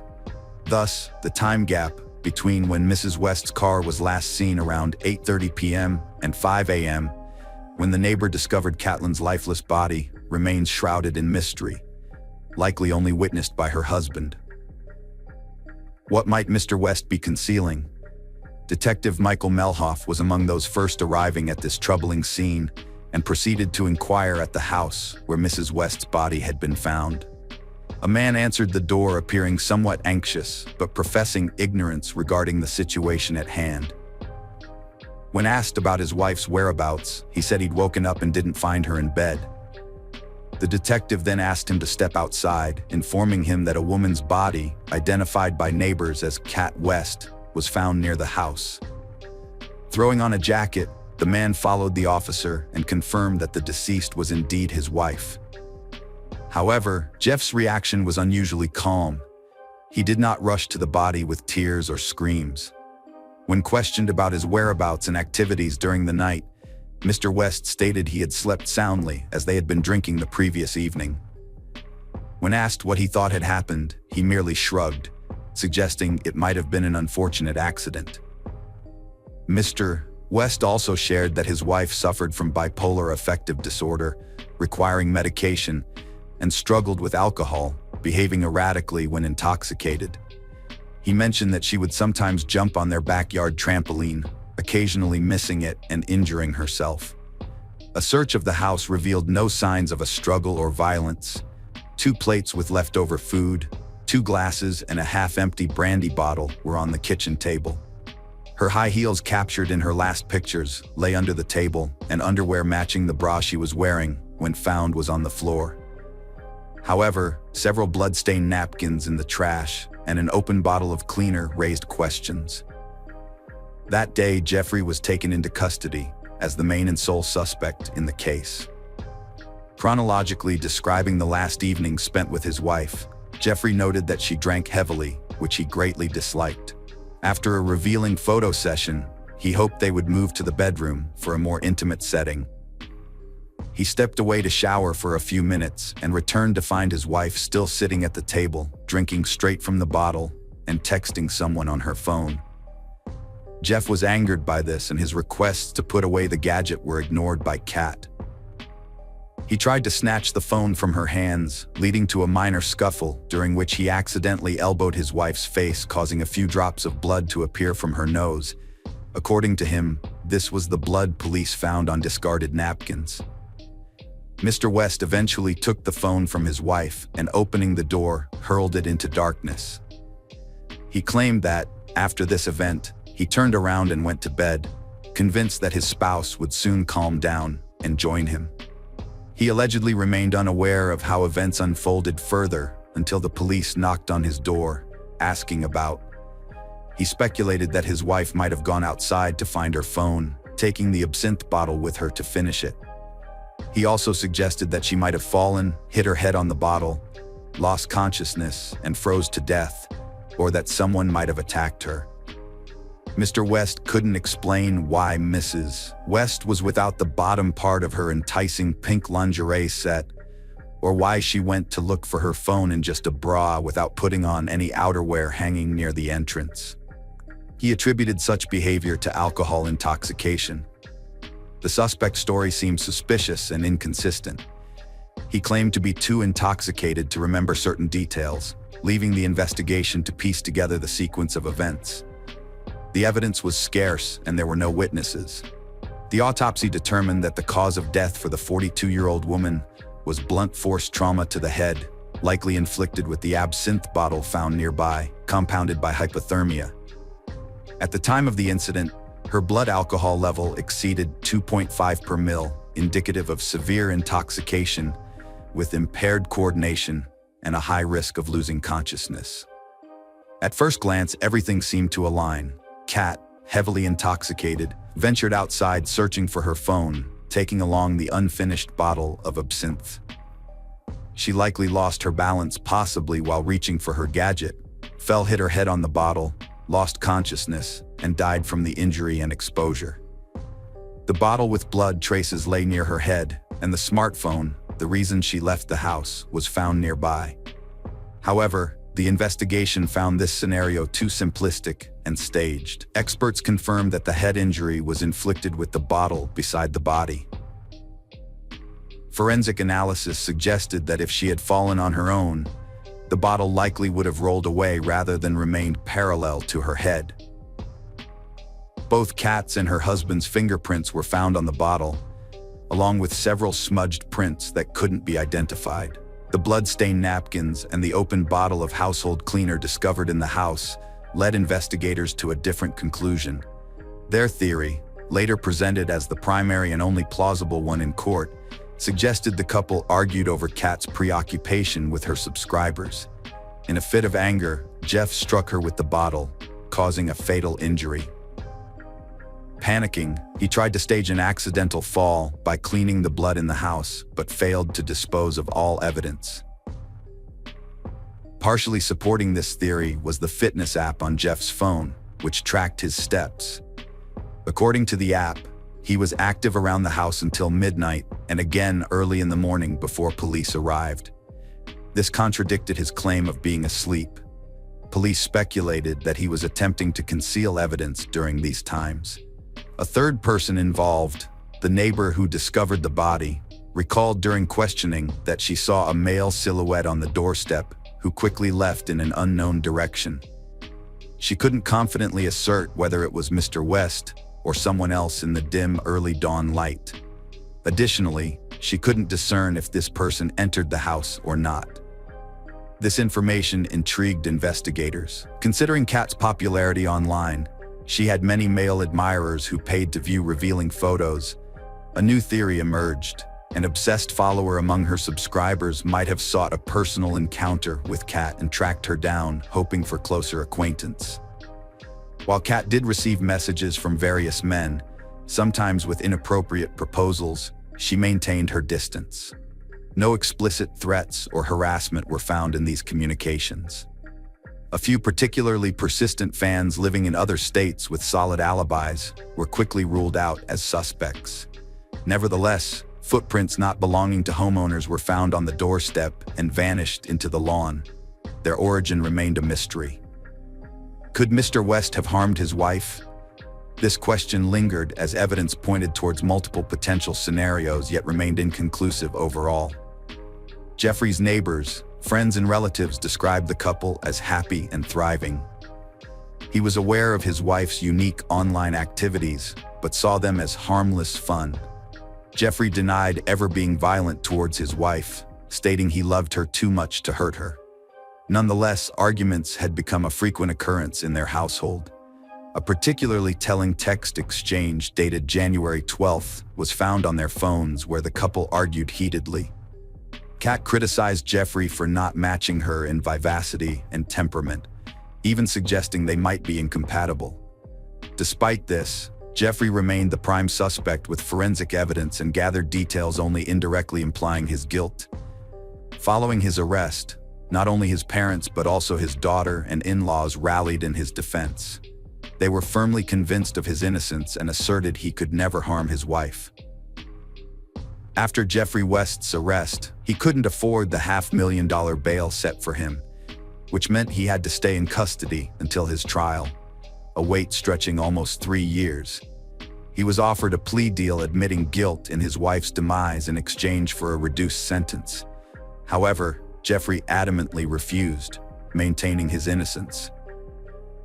The trial commenced in November 2020 and attracted significant media attention, partly due to Kat's online notoriety. This publicity put considerable pressure on the judges and jurors. The possibility of third-party involvement that fateful night was no longer considered. The prosecution argued that all evidence pointed to Mr. West. They believed that in a fit of jealousy and under the influence of alcohol, he struck his wife with a bottle, causing fatal injuries. In a panic, they suggested he staged the scene to mimic an accident by removing evidence from inside the house. Jeffrey's defense team contended that Kat's death was indeed accidental, citing her extremely high blood alcohol levels as factors affecting her balance and coordination. In heartfelt testimony, Kat's mother supported her son-in-law, describing her daughter as eccentric, but insisted Jeffrey loved her unconditionally and would never harm her. She also appealed to the court to consider their granddaughter Lola, who had lost her mother and stood to lose her father too. On January 11, 2021, the jury returned a guilty verdict for involuntary manslaughter. Jeffrey was sentenced to the maximum of 13 years, considering time already served. Notably, if he had accepted the plea deal initially offered, he might have already been free by now. All appeals by Jeffrey and his lawyers have so far been unsuccessful. Hello friends, welcome to our channel. Today we're going to take a look at another horrible case with you. The case of Lisa Valdez. Lisa Valdez was born on September 6, 1961 in San Francisco, California. She had a brother and a loving mother, although their father was not involved in their lives. Despite this, Lisa was exceptionally close to her mother, and they almost never argued. Everyone who knew them was always impressed by how perfect their relationship seemed. In her teenage years, Lisa took up dancing, and it became one of her greatest passions. She also had a keen interest in modern technology, getting into the IT field when it was still in its infancy. For instance, she started using email when most of her friends hadn't even heard of it. This interest in technology shaped her future career.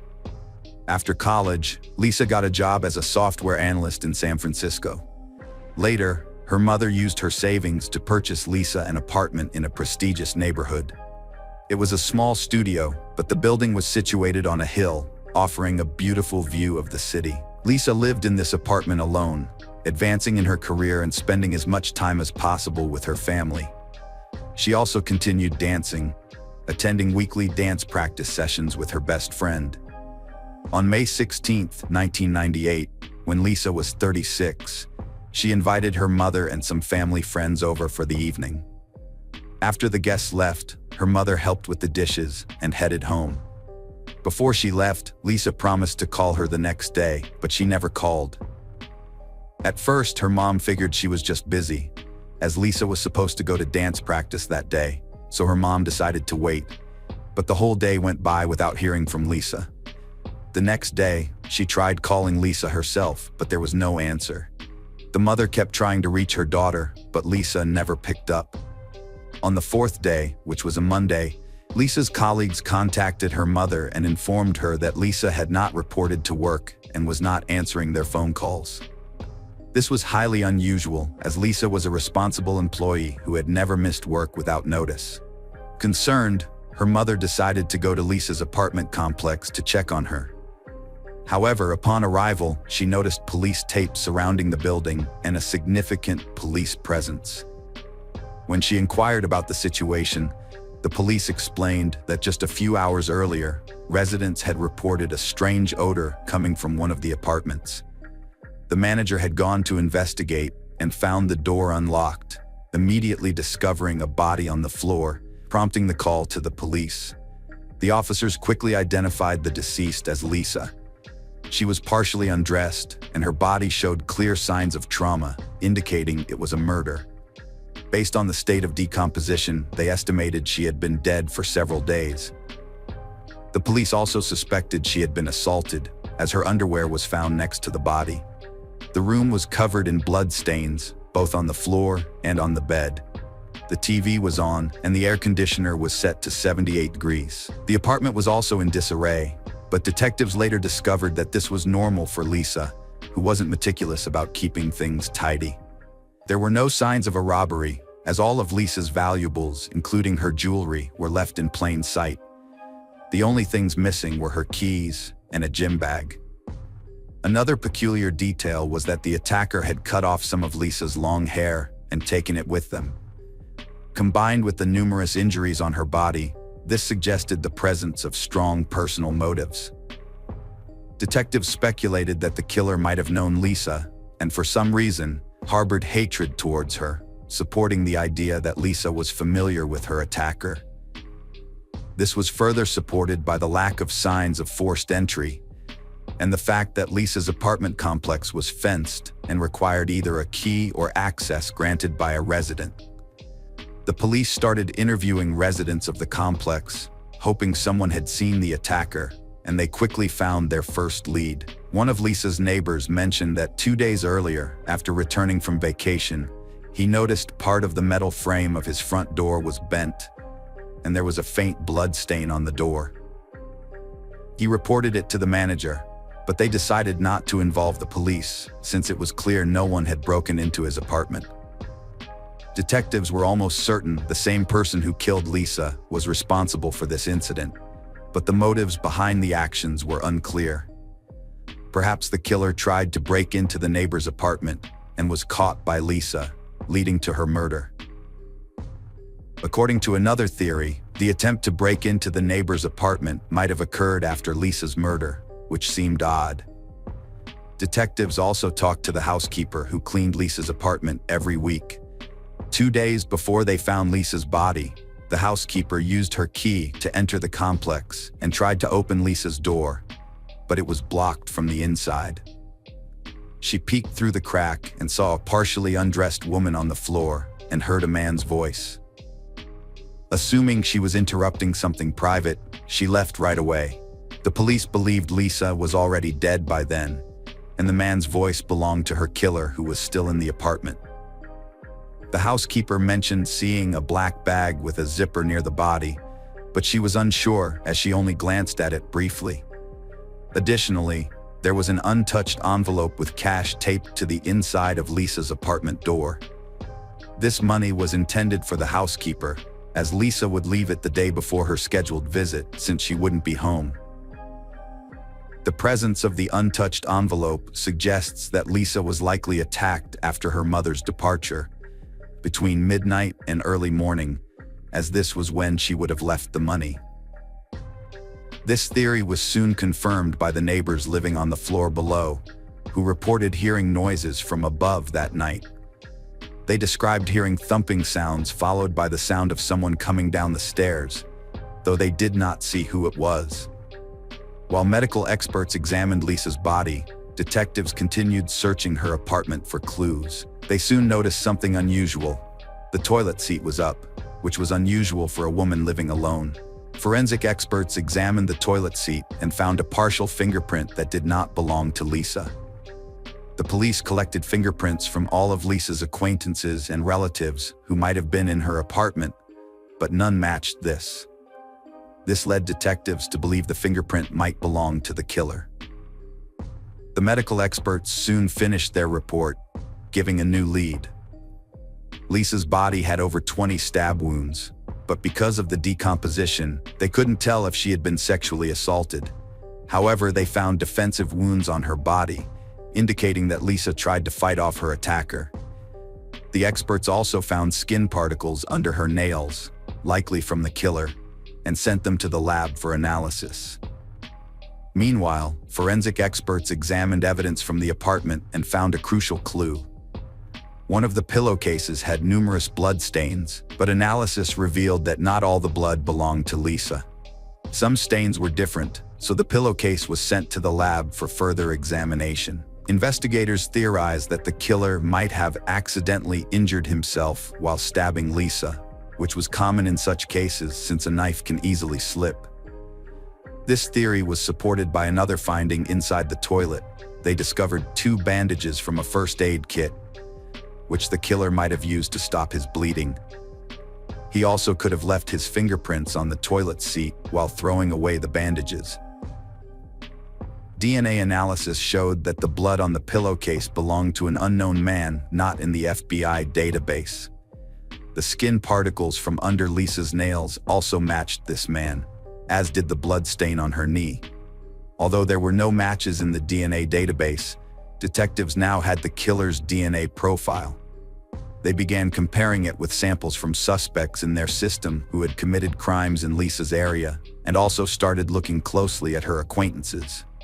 Lisa's mother revealed that Lisa had been dating a man named Albert Kiddo, and they were supposed to go on a date the day after the murder. However, Kiddo had canceled it just a few days prior. Detectives brought Kiddo in for questioning and immediately noticed a large cut on his hand. They suspected that the killer might have injured his hand while stabbing Lisa, and this is common in such attacks. This immediately made Kiddo a suspect, but he denied any involvement in the murder. The detectives took his fingerprints and DNA samples and sent them to the lab for comparison. To their surprise, none of it matched the blood on the pillowcase and the skin particles from under Lisa's nails, clearly belonging to someone else. Investigators continued searching for other possible suspects and decided to listen to the messages on Lisa's answering machine left in the days leading up to the murder. They compiled a list of 40 callers, but one strange message stood out to them. Just a few hours before the murder, while Lisa still had guests at her home, a man called her. But she didn't pick up, so he left a rather unusual message. You know how it goes. Hey Lisa, are you home? The police played this message for Lisa's friend, who immediately recognized the voice as belonging to a colleague of Lisa's named Albert Robinson. He had repeatedly expressed romantic feelings for Lisa, but she wasn't interested in a relationship with him. They continued to interact at work and in the company of mutual acquaintances, and Lisa considered him a friend. Several days after the murder, during the victim's family's memorial service, something else happened. Robinson showed up and gave a speech that puzzled everyone present. He claimed that he and Lisa were deeply in love, planning to get married and start a family. However, Lisa's friends and her mother stated that Robinson's words were completely untrue. Lisa had told them that Robinson had shown interest in her, but she had no romantic feelings for him. Lisa's mother also stressed their close relationship, saying that Lisa wouldn't have hidden such plans from her. Robinson was questioned, where he denied any involvement in the murder. He claimed he loved Lisa and would never harm her.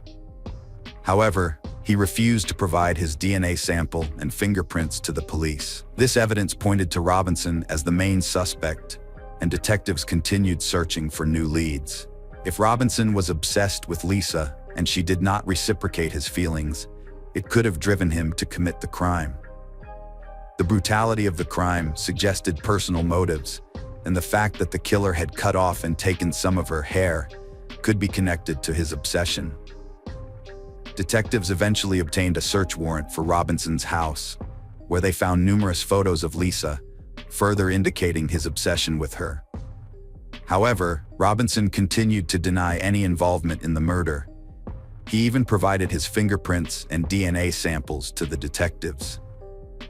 Although the detectives were almost certain that Robinson was the killer, the lab results showed no match between the samples found at the victim's apartment and Robinson's. Consequently, Robinson was removed from the list of suspects, and the police continued their search for new leads. Despite their efforts, the detectives repeatedly hit dead ends, and the case remained unsolved for years. Investigators repeatedly sought updates on the comparison of the killer's DNA sample and fingerprints with databases, hoping that he would surface for some other crimes, but it never happened. Initially, police found it strange that someone who committed such a brutal crime wasn't in the databases, as they doubted it was his first serious offense. Over the following years, police continued to check for matches in the databases, but they always came up empty. Lisa's mother gave interviews on television multiple times, urging anyone with information to come forward. But detectives still couldn't find any new leads. In 2010, detectives learned that the FBI had started using a new DNA technology to compare suspect samples with individuals in the database to locate their relatives. Unlike genetic genealogy, which emerged several years later, this method only worked with close relatives. For example, experts could find the father or a brother of the DNA owner in the database. With no other leads, in 2011, the police requested such a DNA comparison and began waiting. On September 2nd, the lead detective received a call from the FBI with two pieces of news, one good and one bad. They stated they would not perform the comparison with possible relatives in the database, but the reason was quite unexpected. Before conducting such a comparison, experts always retest the suspect's DNA sample, and this time, 13 years after the murder, it came back as a perfect match. The DNA from the blood and skin particles found under Lisa's nails matched the sample from a 52-year-old man named Anthony Hughes, who had just recently entered the FBI database. The man had an extensive criminal history spanning decades, but none of his crimes required his DNA sample to be entered into the FBI database. With changes in laws, criminals in California were required to submit DNA samples regardless of the severity of the crime, and Anthony's sample ended up in the database after he was arrested for a simple shoplifting incident. His fingerprints were also entered into the databases, and they matched the fingerprint found on the toilet seat in Lisa's apartment. Experts even identified the specific finger that left the print. Pretty easily before arresting the man, detectives attempted to find any other evidence that could connect him to the crime. Here, they encountered a surprising turn of events. 13 years ago, the police listened to messages left for Lisa on her answering machine. However, they only reviewed calls made to her phone before the murder. Now, after all these years, detectives suddenly discovered that Anthony Hughes had called Lisa just a day after her death and left her a message. Its content was quite ordinary and did not raise any suspicions. However, had the police investigated Anthony back then, they would have not only discovered his extensive criminal record, but also something else.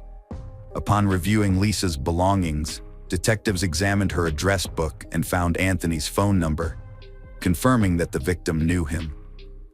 After talking to Lisa's friends, the police learned that she had apparently dated Anthony for a while in high school. And now, the detectives had everything they needed to question the man. At that time, he didn't have a fixed address, so they decided to proceed carefully to prevent the suspect from fleeing. They arrested him, saying that the police were investigating a series of robberies in San Francisco, and he surrendered without resistance. During the interrogation, detectives started by asking about a series of robberies before smoothly transitioning to Anthony's criminal record. Eventually, they asked if he knew Lisa Valdez. At first, he said no, but when they showed her photo, he admitted they knew each other from high school. Anthony also claimed he hadn't seen her since the late 80s. Over several hours, detectives questioned him about the relationship and whether he'd seen her recently. Finally, they confronted him about his DNA found in Lisa's apartment in '98. Anthony suddenly began crying and asked for a pen and paper. Thinking he was ready to confess, they handed it over, but to their surprise, the man started hitting himself with the pen. They had to restrain him while he continued crying and shouting that they were trying to frame him for a crime he didn't commit. After that, Anthony was charged with the murder, and detectives informed Lisa's relatives that her killer had finally been caught. However, they had to wait another 4 years before the trial began in court. Anthony initially appeared confident, even arrogant, and smirked.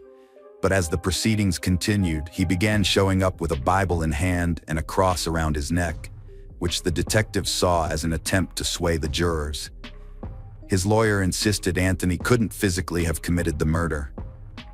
He had been diagnosed with a condition 5 years prior that weakened his muscles, making repetitive movements extremely difficult. The lawyer argued that Anthony wouldn't have been able to inflict over 20 stab wounds on the victim.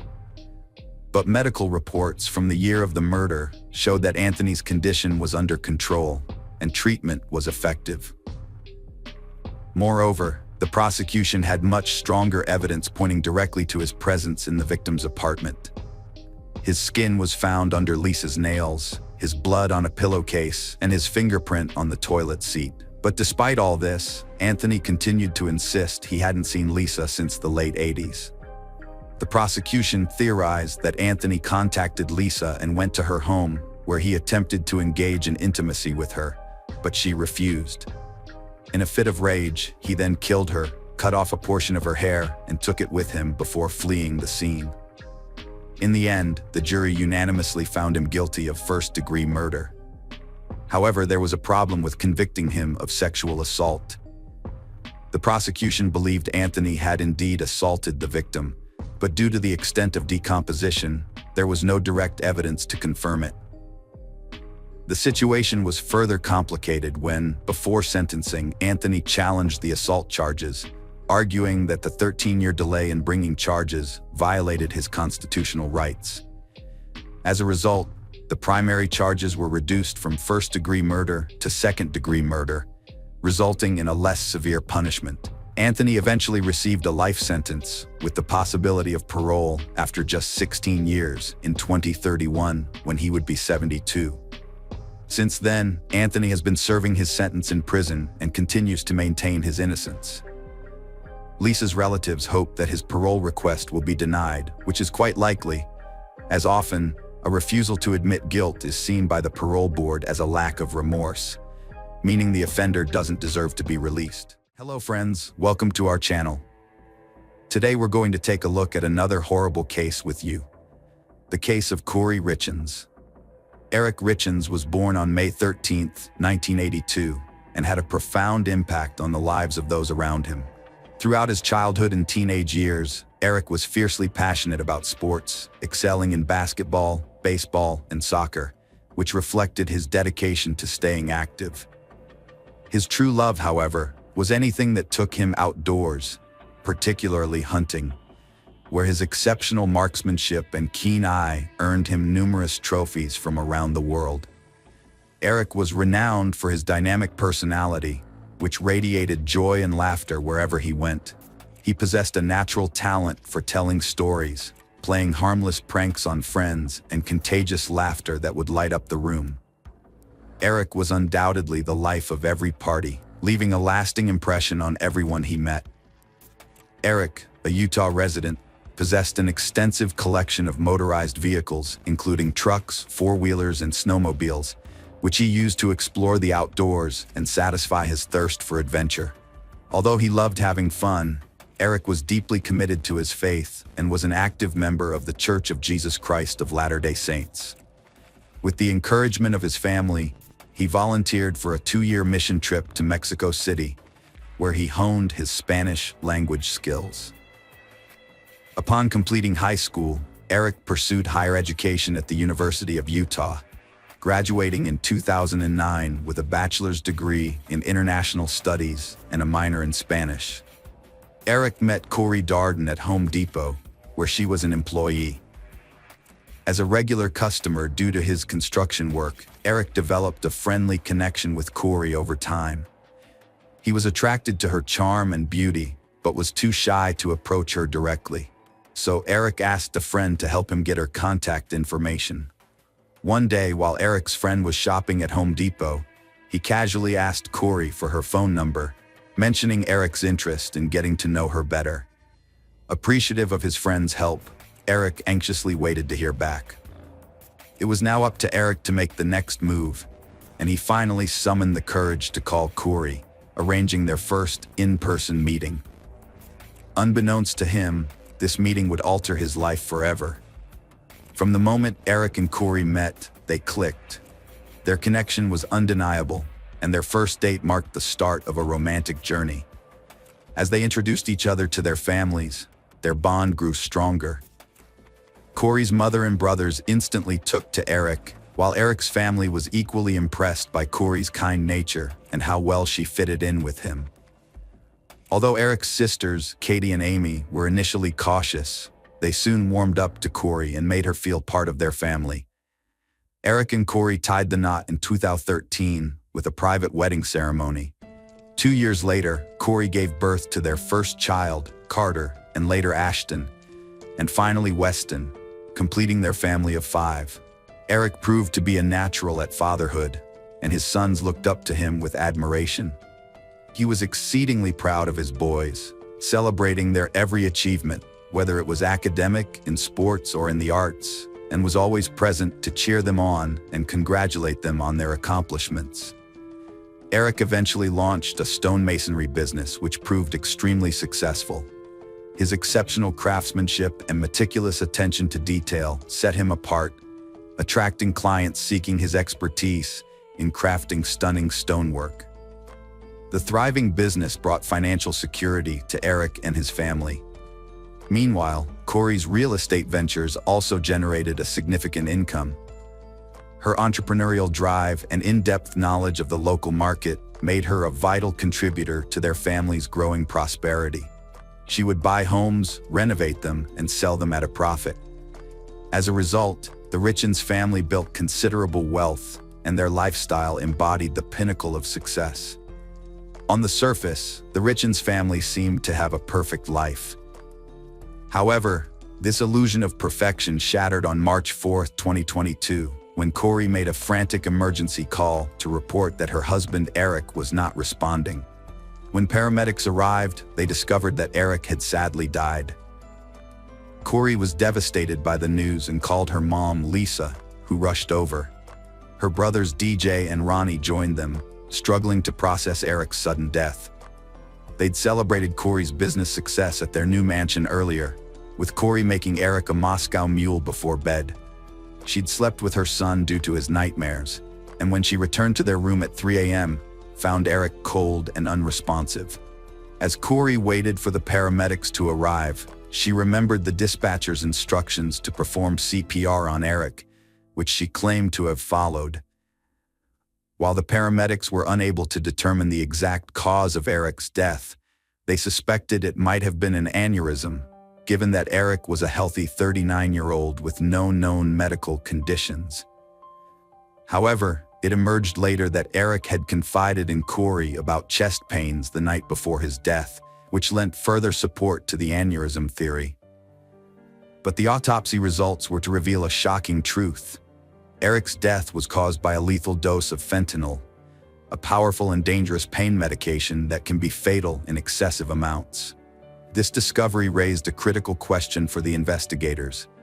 How did Eric ingest this substance? Eric's family blamed his recreational drug use for the fentanyl in his system after he died. Corey said Eric took THC gummies nightly to relax, but they worried about their source, suspecting he bought them illegally. Despite this, Eric's family firmly rejected the allegations, convinced that there was more to the story, and urged investigators to explore alternative explanations. Meanwhile, Corey attempted to move forward with her life, but her brother Ronnie disclosed that she was facing immense challenges. The loss of her husband and their father had created a void in their lives, and their 3 sons were acting out in response to the uncertainty surrounding his death. Detectives suspected foul play in Eric's death. After Corey appeared on Utah News to promote her book on grief, she was arrested May 8, 2023, accused of murdering her husband. The community was stunned, trying to make sense of the sudden, tragic turn of events. Corey has been accused of homicide by poisoning. Eric's family claims that Corey deliberately added a lethal dose of fentanyl to the Moscow Mule she prepared for him on the night he died. However, Corey's lawyer argues that no fentanyl was found on the glassware at their home. Corey denies any involvement in Eric's death, stating that she had no motive to harm him. Corey's mother, Lisa, was shocked and disbelieving when she heard about her daughter's alleged role in Eric's death. She told investigators that the couple seemed happy and there was no reason for Corey to kill him. However, the investigation revealed that the relationship between Corey and Eric was not as perfect as it seemed. The couple had issues, and Corey, a stay-at-home mom for several years, longed for independence. Furthermore, Corey was growing increasingly frustrated with Eric's frequent hunting trips. Lisa revealed that Eric had been unfaithful in the marriage, and the couple had confided in her about the affair. Eric and Corey sought counseling to address their problems, but Eric's family denies that he ever cheated on Corey. According to them, the couple's decision to seek counseling was driven by Eric's love for his sons and his desire to save the marriage. Eric had started thinking about what would happen if he got a divorce, despite trying to save his marriage. To protect his assets, he took some precautions. Without telling anyone what he was doing, he set up a secret trust with his sister Katie. During the investigation, it was found that there were 6 life insurance policies on Eric, worth a total of $3 million. 2 months before Eric died, Corey had forged his signature on another policy worth $100,000. It was also discovered that Corey had allegedly taken money from Eric's personal accounts and misused funds from his business over several years. A spokesperson for Eric's family claimed that Corey's house flipping business was in trouble, despite her claims that it was doing well. In fact, it was millions of dollars in debt. The spokesperson alleged that Corey urgently needed money, and that, according to a premarital agreement they had signed, she would only inherit Eric's business assets if he died before her, while they were still married. Corey's attorney rejected the allegations, clarifying that her business was not in debt. They pointed out that temporarily taking on debt through lines of credit was a standard practice in the house flipping business, and that once the properties were sold, the debt would be settled. The attorney stressed that the large figure cited by the spokesperson simply represented the volume of business transactions involved. Lisa, Corey's mom, said Eric backed Corey's business ventures, including buying the Heber Valley mansion where they partied the night he died. Corey bought the 2017-built abandoned mansion with investor help, planning to develop it into a recreational spot and sell for a profit, potentially earning $12 million, a huge jump from the $3 million purchase price. Eric's family says he opposed buying a mansion, contradicting reports. They claim he argued with his wife about it, and that Corey gave him a fentanyl-laced drink on the night he died. They also accuse Corey of previously trying to harm Eric on a Greece trip. However, Corey's brother Ronnie denies these claims, saying Eric's illness was due to taking antibiotics and being mistakenly served liquor. Eric's family claims Corey tried to kill him twice, including on Valentine's Day 2022, when he had a severe allergic reaction after eating a sandwich she brought him.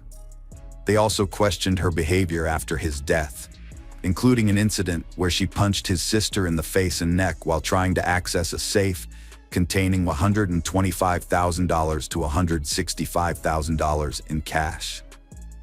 Corey had a 4-hour bail hearing, handcuffed beside her attorney, trying to convince the judge to release her on bail. Prosecutors presented 3 witnesses and evidence, claiming she poisoned her husband. A cell phone expert testified about Corey's Google searches, including how to retrieve deleted iPhone texts and a lethal fentanyl dose. Her attorney countered that these searches happened after her husband's death, as Corey sought answers to her own accusations. Prosecutors questioned the lead detective about Corey's sources for the drugs used to kill Eric. A woman named Carmen Laber, who worked for Corey, told investigators about a meeting where Corey asked her to buy fentanyl for an investor with a back injury. Carmen, with a criminal history, agreed and bought 15 to 30 pills, exchanging them for cash on February 11, 2022, days before Eric's poisoning attempt. During the investigation, Carmen revealed that Corey got in touch with her again, saying he wanted stronger drugs. She said Corey paid for the pills with a check about a week after Eric died. However, Corey's lawyer disputed this, suggesting the check might have been payment for cleaning work instead. The lawyer also tried to raise doubts about Carmen's trustworthiness by pointing out that she was a convicted felon on probation. At the bail hearing, Eric's sister spoke to the judge about the family's intense emotional pain after Eric's death, and their fear that if Corey were released on bail, they would suffer even more. The judge decided to keep Corey in custody. In 2023, Corey had a serious medical crisis in jail after taking prescribed medication, which caused her to have a seizure and required hospitalization. While searching her cell, jail officials found a handwritten letter that prosecutors claimed provided additional evidence of Corey's plans and motivations. Prosecutors requested a no-contact order, citing the letter as proof of Corey's attempt to intimidate witnesses. Prosecutors claim Corey wrote her mom, instructing her brother Ronnie on how to testify in court, saying Eric got drugs in Mexico. The letter stated Ronnie should say Eric admitted to buying pain pills in Tijuana and to obtain texts about Eric's drug use. Corey adamantly denied the letter was witness tampering, stating that the letter was nothing but a fictional creation she wrote as a fantasy story. The judge denied the motion for no contact, stating that the state failed to prove witness tampering. Corey's family seeks custody of their 3 sons, currently living with Eric's relative. The boys have regular video calls with Corey in jail, and her family attends their public sports events. Corey faces 25 years to life if convicted of murdering her husband Eric with fentanyl. His family has filed civil cases, believing she's after his money. The trial starts in 2025. Hello friends, welcome to our channel. Today we're going to take a look at another horrible case with you. The case of Cherie Miller. Bruce and Cherie were both born and raised in Flint, Michigan, a city that was once a thriving hub of the Midwest auto industry, but had since fallen on hard times. Cherie Peck Keithley Miller was born on October 13, 1971, and by her own account, she had a deeply troubled childhood. Without a father figure in her life, Cherie grew up in a trailer with her mother, who struggled with addiction and had a string of unstable relationships with men. These men often abused Cherie, starting when she was just 3 or 4 years old. By the time she was 16, Cherie was on her own, and at 17 she got married, became pregnant, and had a child. However, the marriage didn't last, and she remarried and divorced again. Her second husband, Tribby, was convicted of second-degree child abuse after brutally assaulting his own child, causing multiple skull fractures. Tribby was also accused of abusing Cherie's 6-year-old daughter, but he was acquitted due to lack of evidence. Cherie seemed to have a pattern of attracting the wrong kind of men, always searching for someone who could provide her with financial security and emotional stability. By the time she was 26, Cherie found herself a single mother of 3, working multiple jobs to make ends meet, including a position at a nursing home and selling Mary Kay cosmetics. While she wasn't a conventional beauty, Cherie was charismatic and attractive. In 1997, she took a job as an accountant at B&A Auto Salvage, a company owned by 47-year-old Bruce Miller. At this point, Cherie saw Bruce as the kind of stable, successful partner who could finally provide her with the comfort and security she had always been missing. Bruce Leroy Miller was born on July 26, 1951. In his younger years, he worked at General Motors, a common career path for many Flint residents. After leaving GM, Bruce went on to own and operate an auto junkyard, where he would accept old cars and resell their parts. Bruce had 3 marriages and enjoyed activities such as racing and socializing. He was known for his generosity and openness. Initially, Bruce showed no romantic interest in Cherie Keithley, his new employee, but rather offered her support as a single mother facing difficult circumstances. However, Cherie eventually caught his attention, and despite their 20-year age difference, an office romance blossomed. Bruce was flattered by the attention of a younger woman, and they quickly moved from dating to living together. The couple got married on April 23, 1999, in one of Las Vegas's chapels, just 4 months into their relationship. After the wedding, Cherie and her children moved in with Bruce, providing her with the stability she had long sought. Bruce's brother, Chuck Miller, revealed on the TV show Snapped that Cherie often praised Bruce, saying he was the best thing that had ever happened to her, as he provided her with a normal life and the means to make her happy. Chuck's wife, Judy, added that Bruce was smitten with the young, attractive blonde, whom he considered the perfect wife. While friends voiced concerns about Cherie's excessive spending habits, which went beyond her means, Bruce chose to ignore it. Cherie would later admit that she had been trying to fill a constant void by instantly maxing out her credit cards and spending all the cash she could find. Despite her friends' misgivings, Bruce remained unconcerned about his wife's spending habits. Cherie, a hard worker, had a job as a Mary Kay cosmetic saleswoman, allowing her to sell products to customers at home or while traveling across the country to manage her accounts. In fact, Bruce even bought her a computer to support her work. The turning point came with this purchase. In 1999, Cherie Miller stumbled upon adult chat rooms while using her home computer to research a vacation destination. At the time, social networking didn't exist, and text messaging was not common. Instead, people connected with each other in online chat rooms, some of which were adult in nature and allowed users to flirt anonymously, share fantasies, and engage in virtual romances. According to friends, Bruce was aware of his wife's online flirting, but didn't see it as a problem. He loved his wife, was happily married, and planned to adopt her children. He preferred to trust her rather than letting suspicions overshadow their family life. Cherie soon became comfortable in the virtual world and began regularly logging into chat rooms, sharing her deepest sexual fantasies with strangers under various aliases. Detective Kevin Shanlian, who investigated the murder case, testified that Cherie had at least 25 different aliases. In 2016, Cherie admitted that she was glued to the computer. She explained that Bruce worked at the store and had his own business, so he was often away. Cherie spent hours flirting online, driven by a need to control everything. She obsessively controlled people who trusted her, treating every man and every relationship like a new level in a video game, each one more challenging than the last. Among the men Cherie Miller met online was Jerry Cassidy, who used the pseudonym Rena Dudes. Born on October 6, 1960, in Kansas City, Missouri, Jerry was a married man who raised a son, enjoyed deer hunting with his brothers, and had a dream of becoming an FBI agent while working as a homicide detective. However, when he reported corruption involving falsified records to a coworker, he faced retaliation, was demoted, and eventually forced to resign after 9 years of service.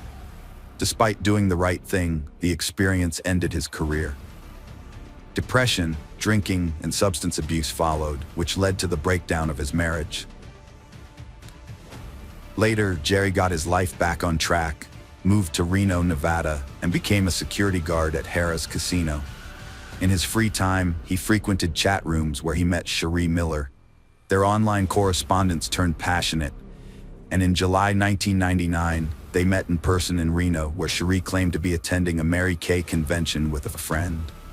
The online romance blossomed into a physical affair, and Jerry thought his life was finally taking a turn for the better. Cherie presented herself as a wealthy businesswoman living with a disabled husband who was seeking a discreet sexual encounter. Jerry believed her, as his friend Carol Slaughter would later recall. At the time, Jerry was at a low point in his life.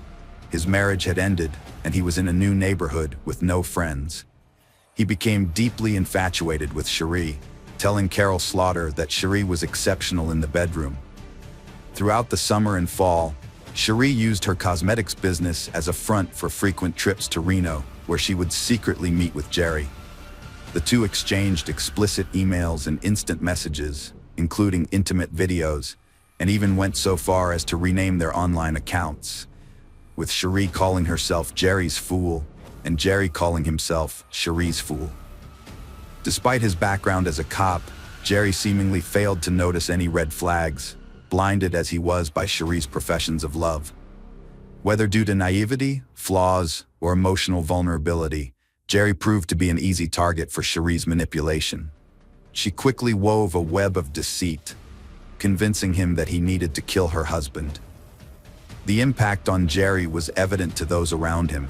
His friends noted that after Cherie entered the picture, he became increasingly erratic, exhibiting symptoms akin to bipolar disorder. He would be overly excited and energetic before her visits, only to plummet into painful depression after she left. As early as September, Cherie claimed to be pregnant with Cassidy's child, sending Jerry fake evidence, including doctored photos, a forged positive pregnancy test, and even fake belly pictures. Shortly after, she feigned that her husband Bruce had discovered her infidelity, beating her and causing her to miscarry. Unbeknownst to Jerry, Cherie had actually undergone a tubal ligation in 1995, rendering her sterile. Jerry had no reason to doubt her lies, and so he believed every word. After losing the baby, Cherie announced that she was pregnant again, this time with twins. Jerry begged her to leave her abusive husband Bruce, take the children, and come live with him. Cherie feared for her life and Jerry's, claiming Bruce had mafia connections and wouldn't let them leave. Despite her fears, Cherie continued to secretly meet Jerry in Reno. During one of these meetings, Jerry was arrested for drunk and disorderly conduct at a casino, which temporarily halted their online communication. After his release, Jerry decided to protect Cherie from further danger by distancing himself from her and returning to Missouri to reconcile with his family. The online relationship continued, with Cherie sending Jerry photos of her ultrasound and growing belly. On November 5, 1999, Jerry received an ominous email, allegedly from Bruce, threatening to prevent the twins' birth. Alarmed, Jerry tried to contact Cherie but received a message from her hours later, saying she had to leave for a few days. The next day, Jerry received a message from Bruce, revealing that he had forced Cherie to have an abortion. The message included disturbing photos of a battered Cherie. Jerry had reached his breaking point. The tragic deaths of his twin children at the hands of Bruce Miller had left him devastated and consumed by anger. He held Bruce responsible not only for the loss of his 3 children, but also for the suffering of the woman he loved. The next day, November 8th, Jerry confided in Cherie, declaring his intention to kill her husband. Together, they began to orchestrate a plan to take his life. They carefully mapped out routes, identified ideal parking spots, and pinpointed the perfect location and time to dispose of the body. Jerry then embarked on the long journey from his home to Michigan. As Bruce prepared to leave work, he received a call from Cherie, following their plan. She asked him to pick up a pizza on his way home, distracting him from the impending danger. Unaware of the threat lurking behind him, Bruce failed to notice Jerry approaching, shotgun in hand, before he pulled the trigger. After committing the crime, Jerry returned home while Cherie set the next part of their plan in motion.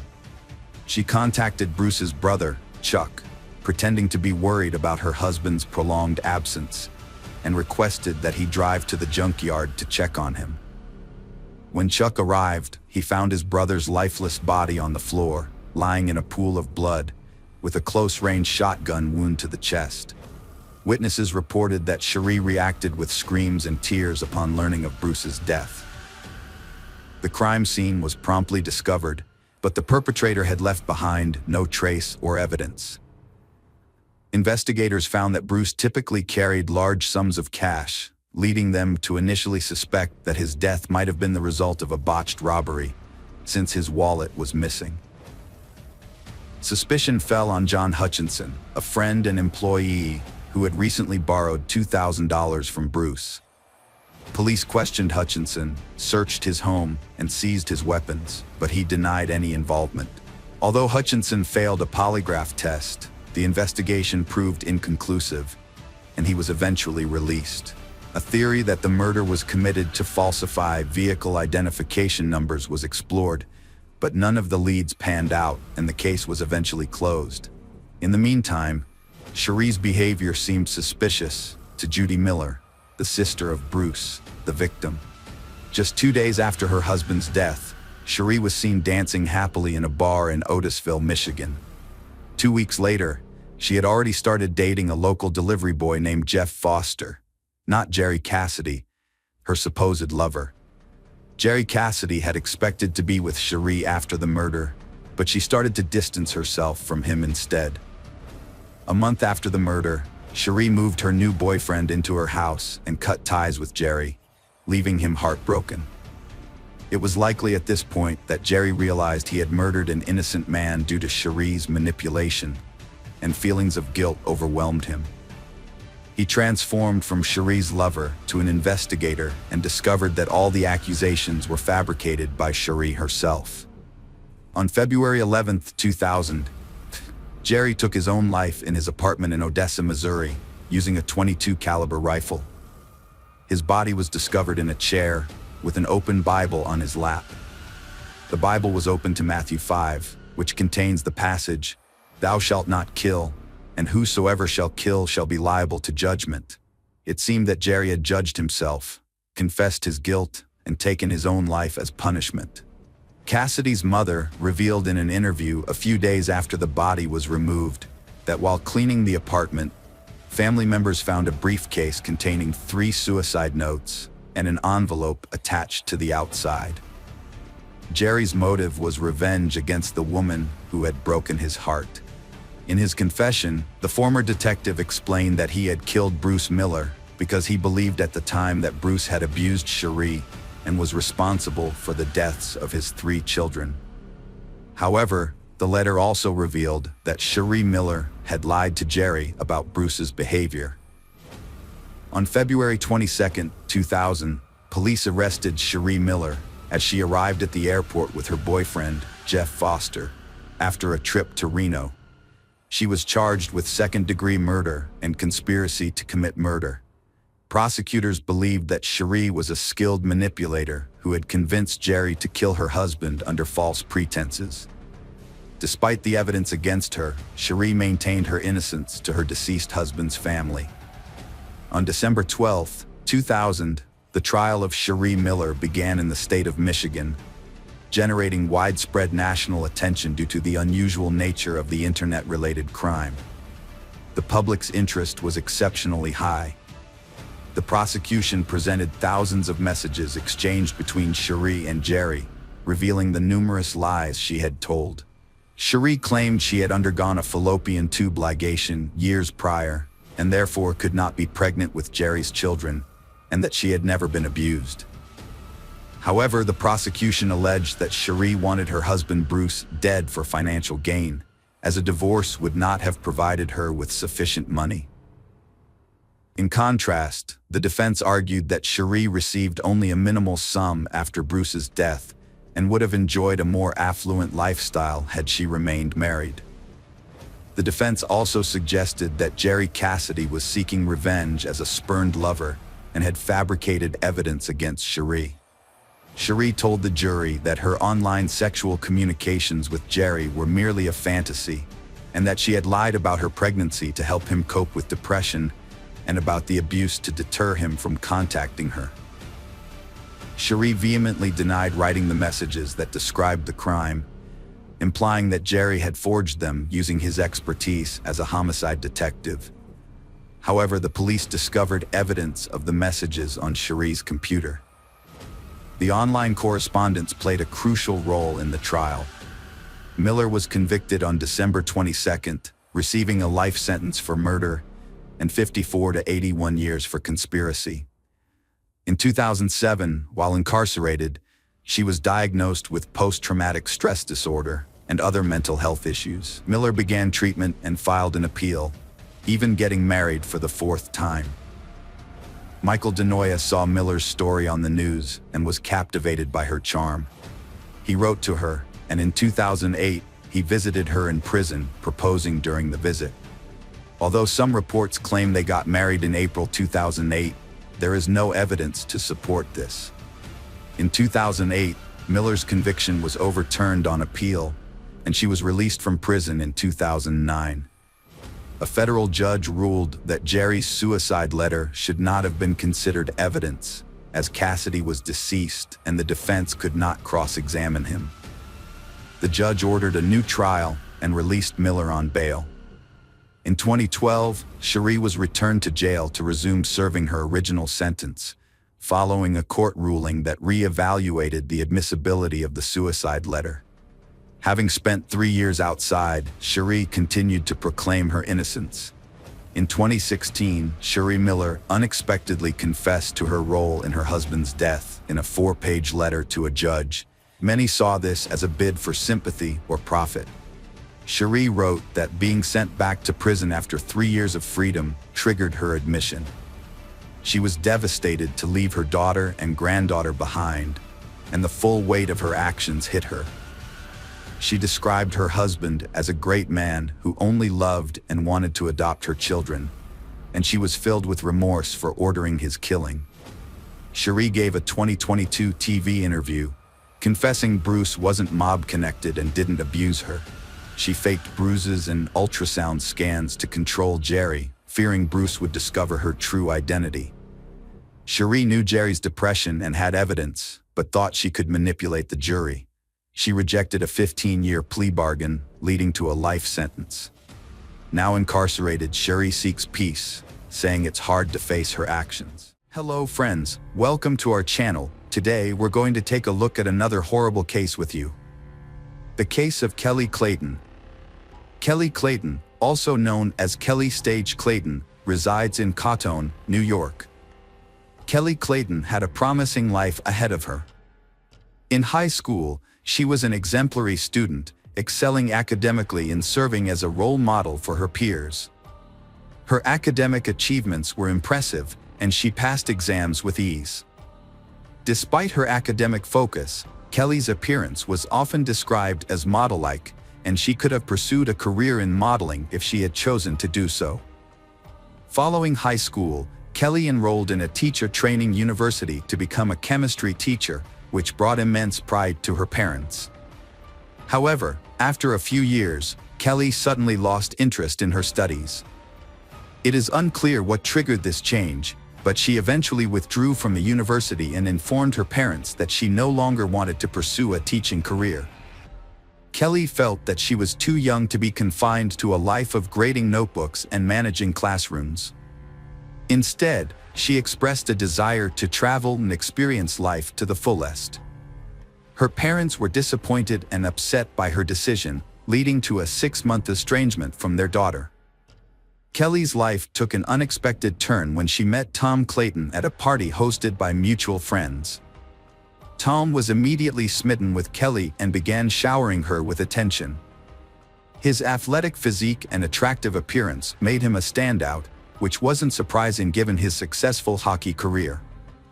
As a semi-professional player for the Jackal team, Tom was known for his strength and aggression on the ice. However, he realized his hockey career would eventually end due to physical limitations. Tom would have to retire and enjoy the game from the sidelines, either by attending live matches or watching his favorite team on television.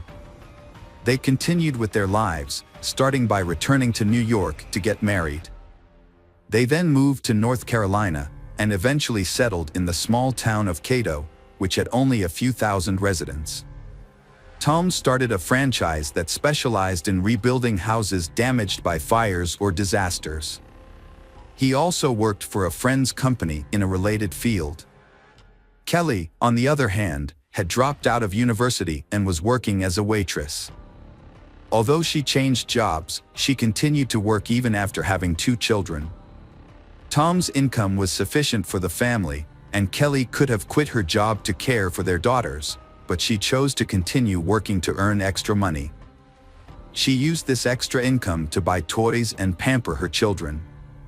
On September 28, 2015, Tom went to play poker with his friends, the Millers, as he usually did. He preferred to attend these gatherings alone, as playing for money required a certain level of skill and experience. Additionally, someone had to stay home with the children, and bringing the whole family would have turned the evening into a noisy and chaotic affair, detracting from the enjoyment of the game. That evening, Tom was on a losing streak, but instead of giving up, he tried to win back his losses. He suggested that anyone who wanted to stay and play until morning was welcome to do so, but no one took him up on the offer, and he ended up going home. At home, a horrific scene unfolded before Tom's eyes. His wife lay in a pool of her own blood, severely beaten and, at first glance, appeared lifeless. Panicked, Tom frantically searched the rooms for his children. Fortunately, they were unharmed but terrified. He quickly scooped up his daughters and rushed to his neighbor Derek's house, desperate to shield them from the gruesome sight of their mother's battered body. From Derek's house, Tom called the police, struggling to process the chaos. The officer who arrived at the scene found Tom kneeling beside his wife's body, attempting to administer CPR. However, the emergency medical technicians soon intervened and pulled Tom away, revealing the devastating truth: Kelly had been deceased for an extended period, and nothing could be done to revive her. The house was in disarray, with blood covering both floors. The bedroom showed signs of an intense struggle between Kelly and her killer, who carried out the brutal act despite the presence of children in the house. It appeared Kelly had been pushed down the stairs, as evidenced by the broken banister, and brutally beaten with a blunt object until the killer was certain she was dead. No signs of knife or gunshot wounds were found. The officer filming the crime scene observed that Tom seemed lost and in shock. He wandered aimlessly, briefly entering the room before exiting, and was unable to provide the officer with basic information, such as the location of the children's room or the emergency exit. However, when asked about his whereabouts during the murder, Tom calmly stated he had spent the evening at a friend's house playing poker. The officer, failing to obtain clear information from Tom, proceeded to question the neighbor and the children. Tom's eldest daughter, Charlie, described the perpetrator as a robber. According to Charlie, she and her sister were drifting off to sleep when they heard their mother scream loudly from the next room. Their mother yelled, "Charlie, run away from here," and then the whole house shook violently. They cautiously left their room and saw the perpetrator leaning over their mother, beating her with what looked like a hammer. They ran back into the nursery, blocked the door with a small nightstand, and hid under the bed. Fortunately, the perpetrator wasn't looking for them, as the nightstand wouldn't have been enough to stop him. When asked to describe the perpetrator, Charlie said he was big, like a bear. He wore blue jeans, a black shirt, and a mask similar to the one her father wears when hunting. Charlie also noted that the perpetrator's eyes looked like her father's, but she didn't remember anything else, as she only caught a brief glimpse before getting scared and running away. Police officers investigating the house couldn't find evidence to support her claim that the perpetrator was a burglar. There were no signs of forced entry at the front or back doors, but the garage gate was open, which could have been an entry point.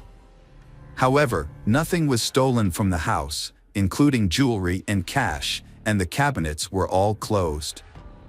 This was unusual, as burglars typically search every area. Officers quickly suspected that Tom was involved in the murder. They believed he was pretending to be a grieving husband and had actually killed his wife to collect insurance payments.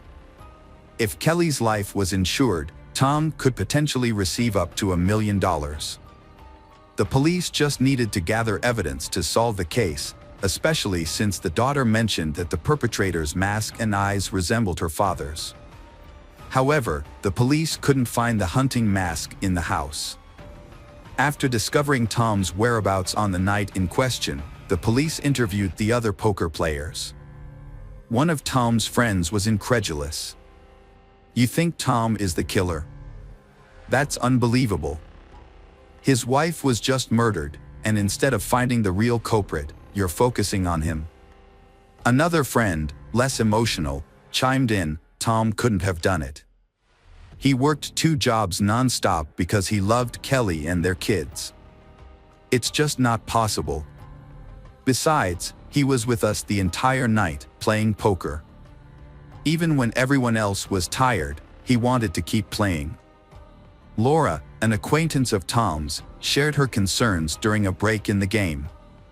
She recalled that Tom had asked to borrow her phone, claiming he had left his in the car, which was only 10 meters away.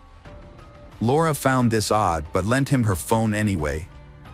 Tom stepped outside to make the call, but when Laura checked her phone's call history later, there was no record of the call, suggesting that Tom had deleted it. Laura discussed this incident with her husband, who had been sitting next to Tom at the poker table. He noticed that Tom wasn't paying attention to the game, instead keeping his head down, focusing on something on the table. It turned out that Tom had his phone with him the whole time, which raised more questions. Why did Tom borrow Laura's phone if he had his own? Who was he trying to call, and why couldn't he use his own phone? After Laura's testimony, the police re-questioned Charlie, Tom's daughter, and she reiterated that the robber resembled her father. The next testimony came from the niece of Kelly. She explained that she hadn't told her Aunt Kelly about Tom's true nature because she didn't want to upset Kelly. Aunt Kelly adored Tom. The niece felt her truth wasn't needed, implying that it wouldn't change anything. The niece saw Tom as a person with two sides. On the surface, he appeared caring and attentive, often showering Aunt Kelly with attention and gifts, and even helping with childcare, which is more than many fathers do. However, his behavior at work revealed a completely different personality. Recognizing her niece's concerns about being young and alone, Aunt Kelly had set up a job for her with Tom the previous summer. During her employment, the niece handled tasks such as correspondence, registration, and managing documents. At first, her interactions with Tom were strictly professional, mainly because she didn't know him well before working for him. One day, Tom got drunk and came to the office, revealing to the niece that his family life was a facade. He confessed to loving his daughters, but not his wife, Aunt Kelly.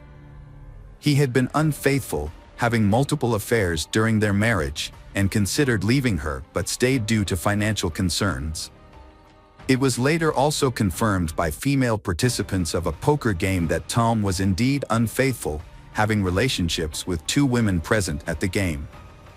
Additionally, Kelly's 16-year-old niece shared information about Michael Beard, another employee of Tom's firm. Michael was doing repair work on houses after a fire, but there were frequent reports of items going missing from the houses where he worked. Tom initially doubted his customers when they accused Michael Beard of theft during fire restoration jobs. However, as the complaints continued, it became clear that Michael was indeed stealing from clients. Additionally, there were allegations of Michael showing up to work intoxicated. When Tom finally confronted Michael about his behavior, he was understandably upset and disappointed. Despite having every right to be angry, Tom took a surprisingly compassionate approach. Instead of simply firing Michael and cutting ties, Tom actively reached out to other companies and recommended Michael for a job. When none of those opportunities panned out, Tom took it a step further and offered Michael work around his own house, doing odd jobs like cutting the grass, watering plants, and making minor repairs. This decision showed that Tom was willing to give Michael a second chance, even if it meant finding alternative employment for his former employee. The detective brought Michael Beard in for questioning. Michael claimed he only stole because he and his family were in dire need of money. He expressed his gratitude towards Tom, his former employer, who had always defended him. Michael also praised Tom's wife, who had shown kindness by feeding him and giving his children old clothes. However, the investigation took a turn when Michael's wife, Holly, was interrogated. She revealed that Tom had offered Michael a job, which Michael had not mentioned earlier, and promised to pay him $10,000 for it. This new information raised suspicions about Michael's alibi. He was called back to the station and hooked up to a lie detector. The test results indicated that Michael was lying, and he eventually cracked under pressure and began to confess. The investigation was sparked by the death of Kelly, which had shaken Michael. He had even attended church to pray for her soul, showing that he was genuinely distraught by her passing.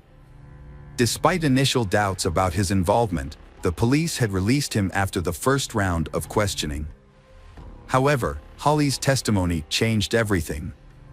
Tom promised Michael $10,000 to kill his wife, Kelly, and make it look like an accident. The plan was for Michael to sneak into the house while Tom was playing poker, strangle Kelly, and then start a fire to cover up the crime. The house was insured for a large sum of money. Michael found 2 cans of gasoline waiting for him in the garage, which he would use to set the fire. He quietly entered the house while everyone was asleep. He crept upstairs to Kelly's bedroom, but she was either awake or woken by the sound of the door.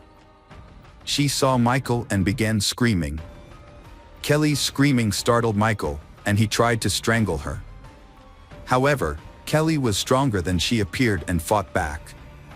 A fierce struggle ensued, moving from the bedroom to the kitchen. Michael was surprised by Kelly's strength, which made the fight much more intense than he had anticipated. Michael was in a state of shock and panic, flailing his arms wildly and grabbing at Kelly's clothes, unable to focus on the fight. In contrast, Kelly was fighting for her life, accurately aiming her blows at Michael's face. If the police had arrived at Michael's location sooner, they would have seen evidence of the beating he had taken. After a prolonged struggle, Michael slammed Kelly's head into the wall with great force, knocking her to the ground. She was unable to get up for some time. Michael then produced a hammer and continued to strike Kelly's head until she showed no signs of life. Consumed by rage and panic, Michael fled the house, forgetting that Tom had instructed him not only to kill Kelly but also to set fire to the house to conceal the crime. Mark Blandford, Michael's accomplice, was just the driver. Knowing Michael from working together and staying with him, Mark had not been surprised when Michael, known for petty theft, had asked him to drive during a break-in. Mark had mentioned that he had initially wanted to decline Michael's request, but that the offer of $500 had been tempting. After some deliberation, Michael had convinced him to participate. Michael's plan had been to rob a businessman, and he had needed Mark's assistance to make a quick getaway before the police arrived. Michael had also promised to help with the car.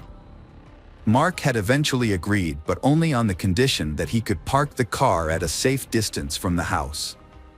Michael had accepted this condition. That evening, Mark had waited for Michael in the car in a dark alley, and Michael had come back quickly enough, breathing heavily and telling him to move as fast as possible. Michael hadn't had any bag or sack on him, which hadn't looked much like a robbery. Mark hadn't asked him any questions along the way, simply because he hadn't wanted to know anything. He had just wanted his $500, which he hadn't ended up getting.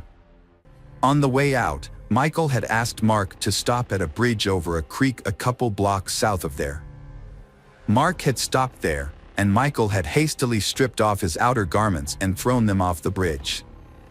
Mark had offered to show the place if needed.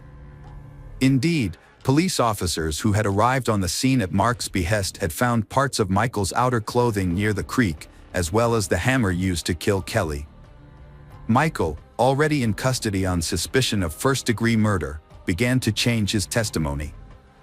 According to him, he was indeed hired by Tom, indeed for $10,000, but only to commit arson at the house and nothing more. Michael spent a very long time assuring the police of his innocence, and all because he did not know that Mark had shown the place where Michael had thrown out his things, and that his clothes, as well as the murder weapon, had already been submitted for examination. And the experts found both on his clothes and on the hammer the blood of Kelly Clayton. And that was the most direct proof that it was him who killed Kelly, not someone else. Tom denied ordering the massacre of his wife, claiming Michael acted alone. According to Tom, Michael knew Tom had money and was motivated by resentment over losing his job. Tom suggested Michael robbed his house, unaware Kelly was home, resulting in her death. However, Laura, a woman who played poker with Tom, revealed that Tom used her cell phone to make a call. The detective obtained the call records, confirming suspicions. The records showed Tom called Michael on the night of September 28th to 29th. Michael was tried first and maintained he was hired to set fire to the house for insurance purposes. He claimed he didn't kill Kelly and the blood on his clothes came from touching her dead body. He had disposed of his belongings to avoid suspicion of being at the Claytons' house that night. His testimony seemed convincing. The jury deliberated for 7 hours before delivering a guilty verdict on all counts against Michael Beard, who now faced life imprisonment. In contrast, Tom's lawyers managed to gather records of conversations and correspondence between Tom and Michael, but none of these clearly mentioned their nefarious plan. Furthermore, the prosecution's attempts to obtain billing transcripts of Tom's movements yielded no concrete evidence. All the evidence against Tom was circumstantial. However, one key detail caught the attention of investigators. The car in which Mark had given Michael a ride was registered to Tom's company. Moreover, on the day of the incident, Tom had arrived at the office in his personal Toyota but then switched to the company's pickup truck, which was later driven to Michael's house and left there. The truck was returned to the office the day after the tragedy. This suggested that Tom had, in fact, provided Michael with the car that he and Mark used to commit the crime. It was a crucial piece of evidence that the jury testified to during the trial. The 6-day trial concluded with the jury finding Tom guilty of hiring Michael to commit the heinous crime. Michael subsequently appealed, using the testimony of young Charlie, who claimed that the eyes behind the mask belonged to her father. However, the court dismissed the appeal due to the matching description of the clothing found under the bridge. Consequently, Tom Clayton and Michael Beard were sentenced to life in prison. Mark received a 4-year prison sentence for manslaughter. The custody of Tom and Kelly's children was awarded to Kelly's sister, Kim. With time, Charlie has learned to cope with the tragedy. Although she occasionally remembers her mother, she refuses to discuss her father, whom she will never want to see again. Hi there, investigators. It's time to uncover the truth behind another case. The case of Callie Ann Poulton. Callie Ann Poulton was born on September 20th, 1989, in Rochester, New York. As an only child, she received all the love and attention from her parents. However, when Callie turned 3, her parents decided to divorce, and she stayed with her mother, Judy. Despite the divorce, Callie's father maintained a good relationship with Judy and regularly visited his daughter. After the divorce, Judy moved to a quiet suburban apartment complex in Rochester. Although Callie's father helped with childcare, Judy faced financial difficulties. To make ends meet, she took on a part-time job delivering magazines to her neighbors. Her goal was to save enough money to take Callie on a trip to Disney World the following summer. On the evening of May 23, 1994, Judy was preparing for her delivery shift. She was at home, inserting leaflets into the magazines, when Callie asked to go for a walk. It was an evening, and Callie wanted to ride her tricycle. Judy checked outside and saw other children playing in the yard, so she allowed Callie to go out for a short time, instructing her to stay within the yard. Callie ran outside with her tricycle, and Judy planned to finish preparing the magazines and then take Callie to McDonald's after completing her delivery route.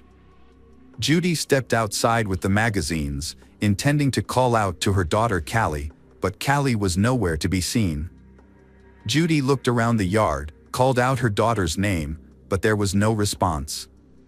She searched the yard and then the surrounding complex grounds, but Callie was gone. Usually, when Callie rode her tricycle, the creaking of its wheels was noticeable, but now there was silence. As Judy's panic grew, she began to cry out for her daughter, drawing the attention of the neighbors. They joined her in searching for Callie, but no one had seen Callie. The complex was heavily wooded, and a fence separated the houses from the nearby highway, making it unlikely that Callie could have wandered off on her own. Judy knew that Callie was only allowed to ride her tricycle in their yard, and Callie had always obeyed her mother before. It was also unlikely that Callie could have gone far on her small bike without being seen. With each passing minute, Judy's fears grew, and she decided to call the police. The officers arrived quickly and began a thorough search of the complex. As the search continued, officers went door to door, asking if anyone had seen Callie. Police suspected that Callie was still in the complex, and they believed the suspect was likely a resident of the complex. It would have been difficult for an outsider to get inside, kidnap Callie, and drive away without being noticed. To assist in the search, residents of the 300 apartment complex voluntarily allowed police to enter their homes. In case there was no one in the house, the complex manager used the spare key to search. Unfortunately, searching each apartment yielded no results. Callie and her bike were not found. After an all-night search, the case was reclassified as a kidnapping at around 4 a.m. A specialist unit took over the case and detectives questioned Judy about possible enemies. They asked Judy if Callie's father was involved, but Judy ruled this out and said he had no motive. Detectives also asked if Judy had noticed anyone suspicious among the residents. She mentioned Mark, a 22-year-old man who had just moved in with his wife and young son. Judy noticed Mark's behavior was unusual. Judy and Mark spoke briefly a few times, and during one conversation, Mark commented that Callie was beautiful. Although Judy had heard similar comments from others, Mark's tone made her uncomfortable. What really caught her attention, however, was when Mark added that he had spied on all the little girls in the complex and that Callie was the most beautiful. Judy became increasingly wary of Mark after their conversations, and she made an effort to limit her interactions with him. Even though they still occasionally crossed paths in the yard. One conversation in particular raised her suspicions. Mark asked Judy if Callie would tell Judy if someone tried to touch her. Judy found this question alarming and quickly ended the conversation. As a result, she no longer allowed Callie to play with Mark's son, even when she was present. During her conversation with detectives, Judy recalled a detail that had previously seemed insignificant. When she was searching for Callie, she had asked Mark if he had seen Callie, and he claimed he did.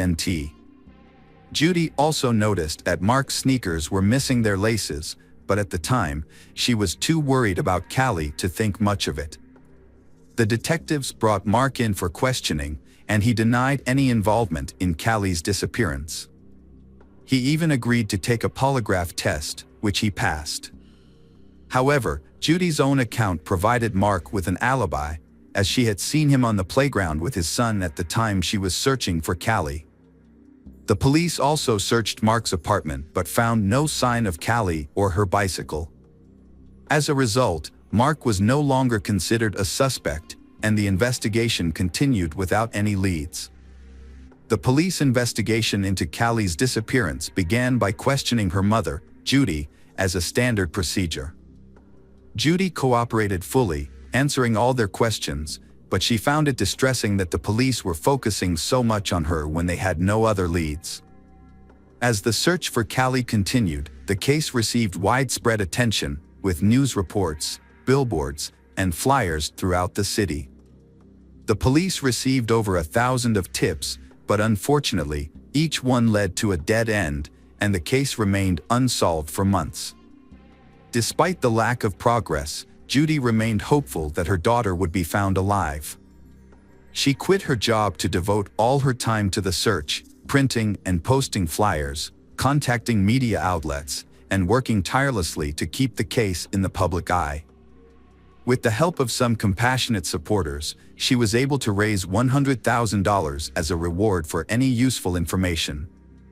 Judy's efforts led to national television coverage, including appearances on The Oprah Winfrey Show and a popular TV show about unsolved crimes. Judy also partnered with local businesses to distribute flyers in their offices, establishments, and on commercial vehicles.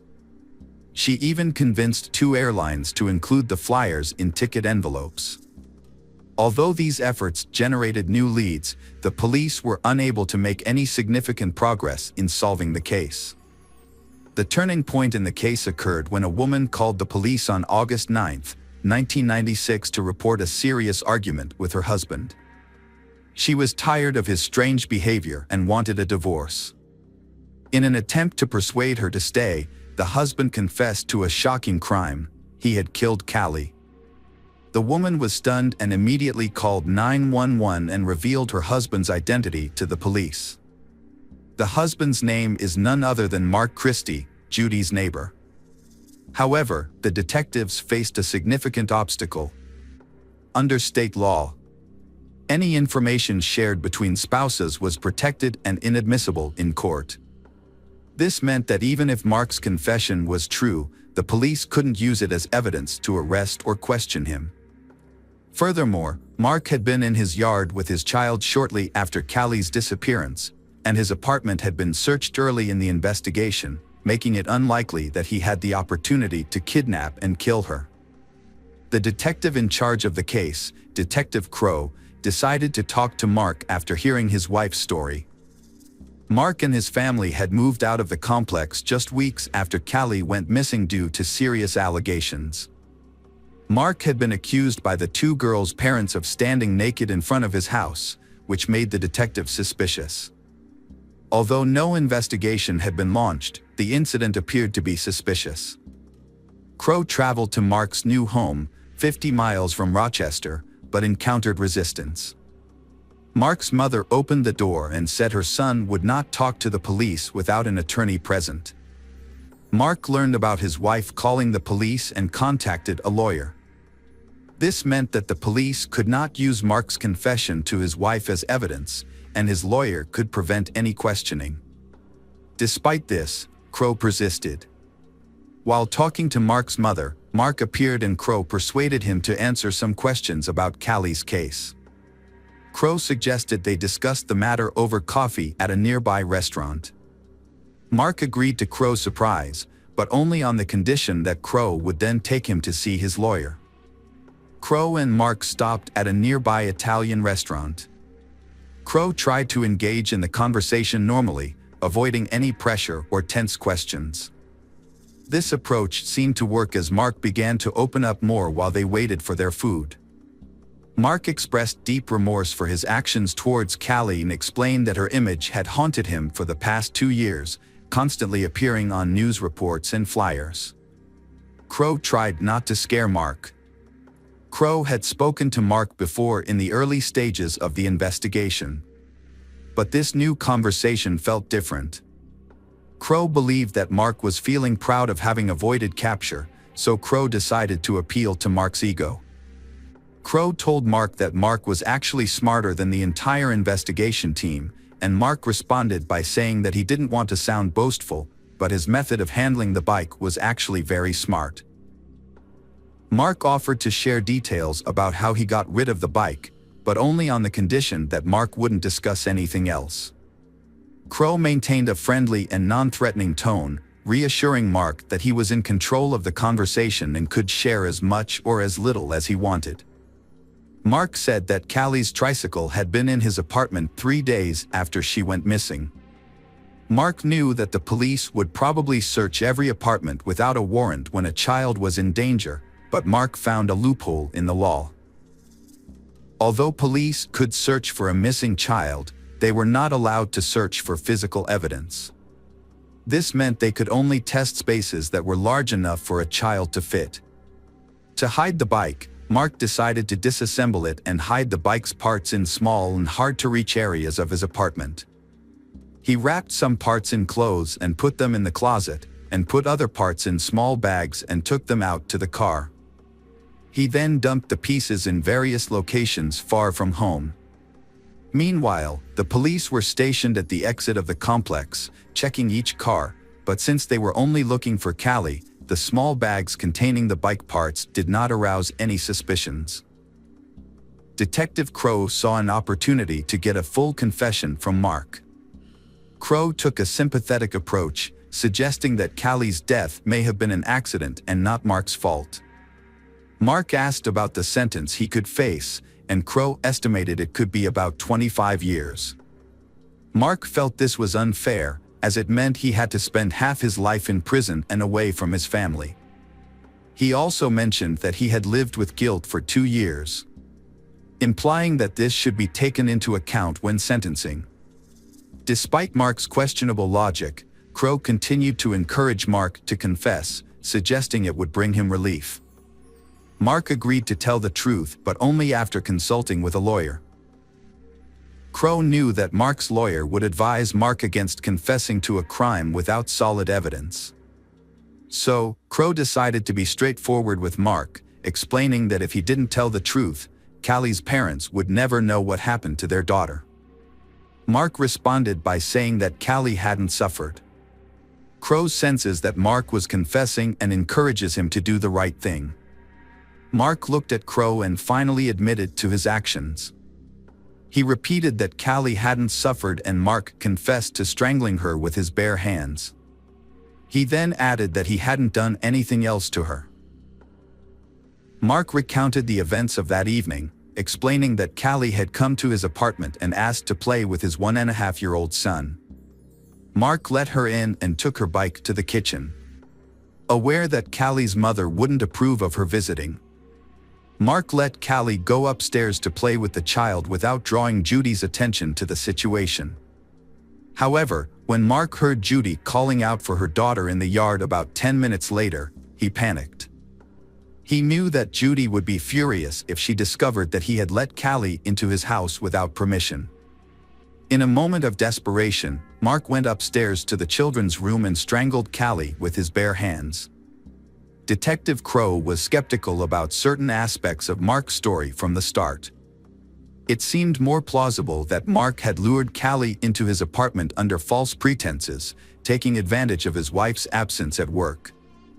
Once inside, Mark might have attempted to molest Callie, but when he heard Judy calling out for her daughter, he may have panicked and killed Callie to avoid being exposed. Crow recalled that Judy had seen Mark wearing sneakers without laces, which suggested that he had used them to strangle Callie. This detail implied premeditation, contradicting Mark's claim that the crime was spontaneous. To avoid raising Mark's suspicions, Crow decided to continue listening to his story. Mark claimed that after the murder, he left Callie's body in the kitchen and took his son outside to establish an alibi. He deliberately allowed Judy to see him in the playground, hoping to deflect any suspicion.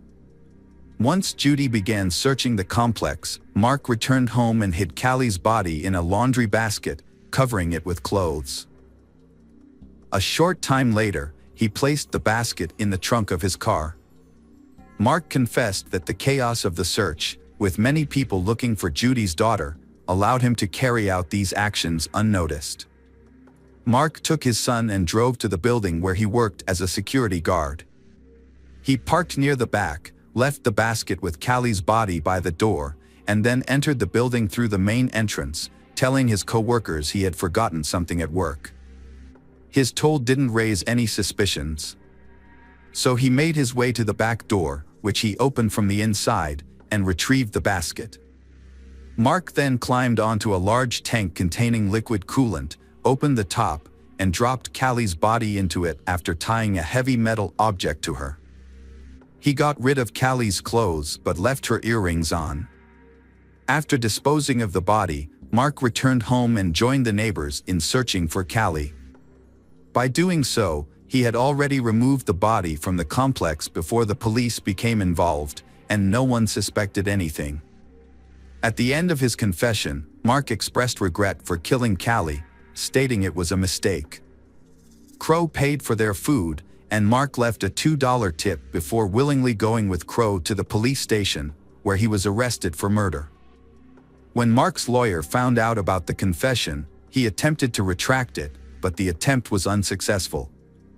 This was because Mark had provided the information willingly, and Detective Crow had followed proper procedures. As a result, the police went to Mark's workplace, opened the tank, and made a gruesome discovery. Even after 2 years, the victim's body was still inside. Due to the advanced state of decomposition, experts were unable to determine the cause of death or gather any further information. They confirmed the identity of the remains, which was none other than Callie. Mark admitted his guilt to the judge and received a minimum 25-year prison sentence, just as Detective Crow had predicted. Although Mark's lawyer managed to have the kidnapping charges dropped, he was still convicted of murder. However, Mark's case took a surprising turn in 2010. The police reopened a 1988 case involving the brutal murder of 74-year-old Viola Manville, who was killed while walking in a Rochester suburb. At the time, Mark was just 16 years old and was considered a suspect, but he passed a polygraph test, showing no signs of deception. As a result, another man, Frank Sterling, was arrested and eventually confessed to the crime after a lengthy overnight interrogation. Years later, Frank tried to appeal his sentence, claiming that the police had coerced his confession and that he was disoriented by the end of the interrogation. However, his appeals were unsuccessful until 2010, when the case was reopened and new evidence was sent to the lab. DNA analysis revealed the suspect's DNA matched not Frank's, but Mark Christie's. Mark, 39 at the time, admitted to murdering Viola in 2011 and received an additional 28 years in prison. Despite his confession, he showed no remorse and never revealed his motives for the crime. Meanwhile, Frank was finally released from prison after 19 years of wrongful imprisonment. He went on to sue the authorities and was awarded nearly $10 million in 2014. However, his life was cut short when he died of a heart attack in 2017 at the age of 54. Mark is currently serving his sentence in prison, but he may be eligible for parole in the near future. It's unclear whether he will be released, and his case serves as a reminder of the importance of thorough investigations. If the investigators had not mistakenly focused on Frank and coerced a false confession, Mark might have been caught earlier and possibly prevented from committing another crime, the murder of Callie.